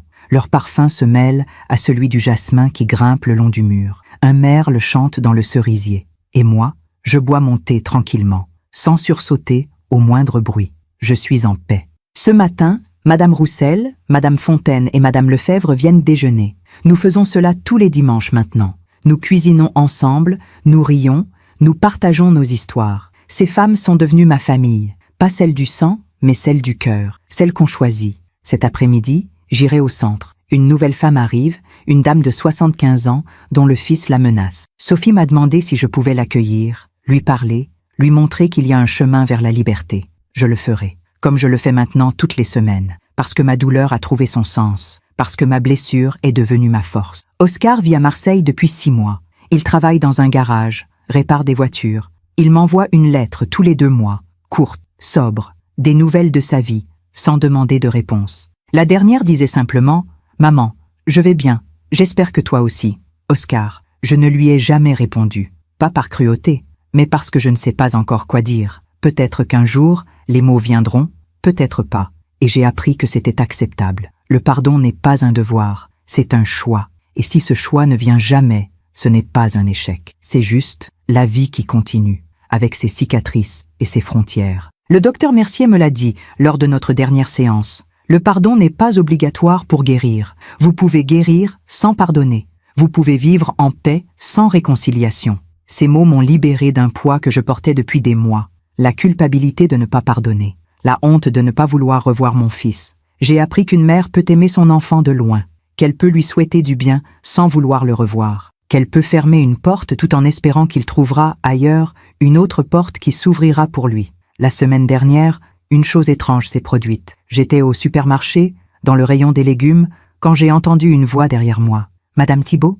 Je me suis retournée. Un homme d'une 40aine d'années me regardait avec un sourire incertain. « Oui, vous ne me reconnaissez pas. C'est normal. Mais moi, je vous reconnais. J'ai lu l'article sur vous dans le magazine. Mon cœur s'est serré. Je ne savais jamais comment réagir quand des étrangers m'abordaient. Je voulais juste vous dire... » Il a hésité. Ses yeux se sont remplis de larmes. « Vous dire merci. » Merci. Ma mère, elle vivait ce que vous avez vécu. Avec mon frère, elle ne disait rien. Elle endurait tout. Mais après avoir lu votre histoire, elle a trouvé le courage de porter plainte. Il a essuyé ses yeux. Elle est libre maintenant. Elle sourit à nouveau. Et c'est grâce à vous. Il est parti avant que je puisse répondre, me laissant seule au milieu des tomates et des courgettes, les larmes aux yeux. Voilà ce qu'était devenu ma vie. Des rencontres imprévues avec des inconnus qui me remerciaient d'avoir survécu. Des histoires qui se multipliaient comme des cercles dans l'eau après qu'on y jette une pierre. Ma douleur avait créé des vagues.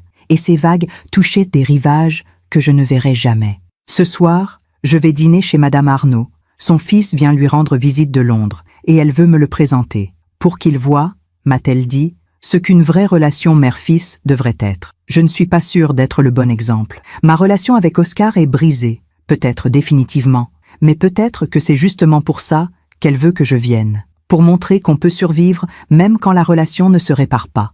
Avant de partir, je monte dans ma chambre. La photographie de mariage est toujours là, sur ma commode, celle que j'ai reconstituée, avec ses fissures visibles. Je la prends entre mes mains et je regarde le visage de Henri. Mon amour, j'ai fait de mon mieux, avec Oscar, avec tout. Je ne sais pas si tu serais fier de moi. Je ne sais pas si j'ai bien fait, mais je suis toujours là. Je suis toujours debout. Je remets la photo à sa place et je souris. Oui, je suis toujours debout. Et ça, c'est déjà une victoire. Il y a une question qu'on me pose souvent au centre, quand je témoigne. Comment savoir quand il est temps de partir? Ma réponse est toujours la même. Quand vous commencez à avoir plus peur chez vous que dans la rue. Quand vous retenez votre respiration en entendant une clé dans la serrure. Quand vous vous excusez d'exister. C'est là que vous savez. Mais j'ai peur de partir. Moi aussi, j'avais peur. Et vous savez ce que j'ai découvert? Que la peur de partir était moins terrible que la peur de rester. Une jeune femme m'a dit récemment, « Mais s'il change, si je pars et qu'il devient meilleur, alors il sera meilleur pour quelqu'un d'autre ou pour lui-même.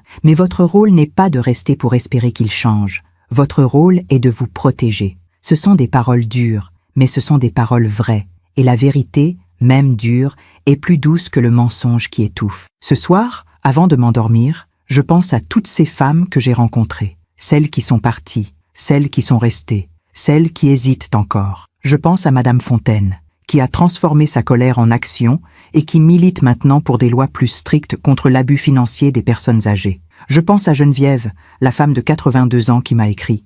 Elle vit maintenant dans un petit appartement, seule mais heureuse. Elle m'envoie des cartes postales tous les mois. Je pense à toutes ces histoires qui se tissent, qui se croisent, qui se soutiennent. Et je me dis que c'est ça, la vraie justice. Pas celle des tribunaux, même si elle est nécessaire, mais celle du temps qui passe et qui révèle la vérité. Celle du karma qui fait que nos actions finissent toujours par nous rattraper, en bien ou en mal. Oscar a payé le prix de ses actes, pas seulement par la prison, mais par la perte de sa mère, la perte de son foyer, la perte de qui il croyait être. Et moi, j'ai gagné quelque chose d'inattendu. Pas la vengeance, pas la satisfaction d'avoir gagné, mais quelque chose de plus précieux, la liberté d'être moi-même, la paix de vivre sans peur, la joie de me réveiller chaque matin sans redouter la journée qui commence. Il y a quelques jours, j'ai fait quelque chose que je n'avais pas fait depuis des années. J'ai dansé. C'était chez Madame Roussel, lors d'une petite fête qu'elle organisait. La radio jouait une vieille chanson que Henri et moi aimions. Et sans réfléchir, je me suis levée, j'ai fermé les yeux et j'ai dansé. Madame Fontaine s'est jointe à moi, puis Madame Lefebvre, puis Madame Arnaud. Et nous avons dansé toutes les quatre, ces vieilles femmes qui avaient survécu à tant de choses, qui portaient tant de cicatrices, mais qui étaient toujours capables de rire, de bouger, de vivre. En dansant, j'ai pensé à cette phrase que le docteur Mercier m'avait dite. La guérison n'est pas l'absence de douleur, c'est la capacité de danser malgré elle. Et ce soir-là, j'ai dansé, avec mes cicatrices, avec mes peurs qui ne disparaîtraient jamais complètement, avec mon fils absent et peut-être à jamais perdu. Mais j'ai dansé quand même, parce que j'étais vivante, parce que j'étais libre, parce que j'avais choisi de vivre et non plus simplement de survivre. Si mon histoire aide ne serait-ce qu'une femme à ouvrir les yeux, alors tout cela aura eu un sens. Si une seule personne qui m'écoute comprend qu'elle a le droit de dire non, qu'elle a le droit de se protéger, qu'elle a le droit d'être heureuse même si cela signifie perdre quelqu'un qu'elle aime, alors ma douleur n'aura pas été vaine. Parce que c'est ça, la vraie victoire. Pas la punition de ceux qui nous ont fait du mal, mais la transformation de notre douleur en lumière pour d'autres. Je m'appelle Angélique Thibault, j'ai 70 ans, j'ai eu peur de mon fils, je l'ai dénoncé, je l'ai perdu. Et j'ai survécu. Plus que ça, j'ai vécu, vraiment vécu. Et si vous m'écoutez en ce moment, si vous vivez ce que j'ai vécu, sachez une chose, il n'est jamais trop tard pour dire non, jamais trop tard pour partir, jamais trop tard pour choisir vous-même. Vous n'êtes pas seule, vous n'êtes pas folle, vous n'êtes pas coupable, vous êtes forte, plus forte que vous ne le pensez. Et un jour, vous aussi, vous danserez. Merci de m'avoir écouté jusqu'au bout. Si cette histoire a touché votre cœur, abonnez-vous et activez la cloche pour entendre d'autres femmes qui ont transformé la douleur en sagesse. Chaque jour, une femme, une leçon de vie. Partagez cette histoire avec quelqu'un que vous aimez. Parfois, une histoire change toute une journée. Que Dieu vous bénisse et à très bientôt.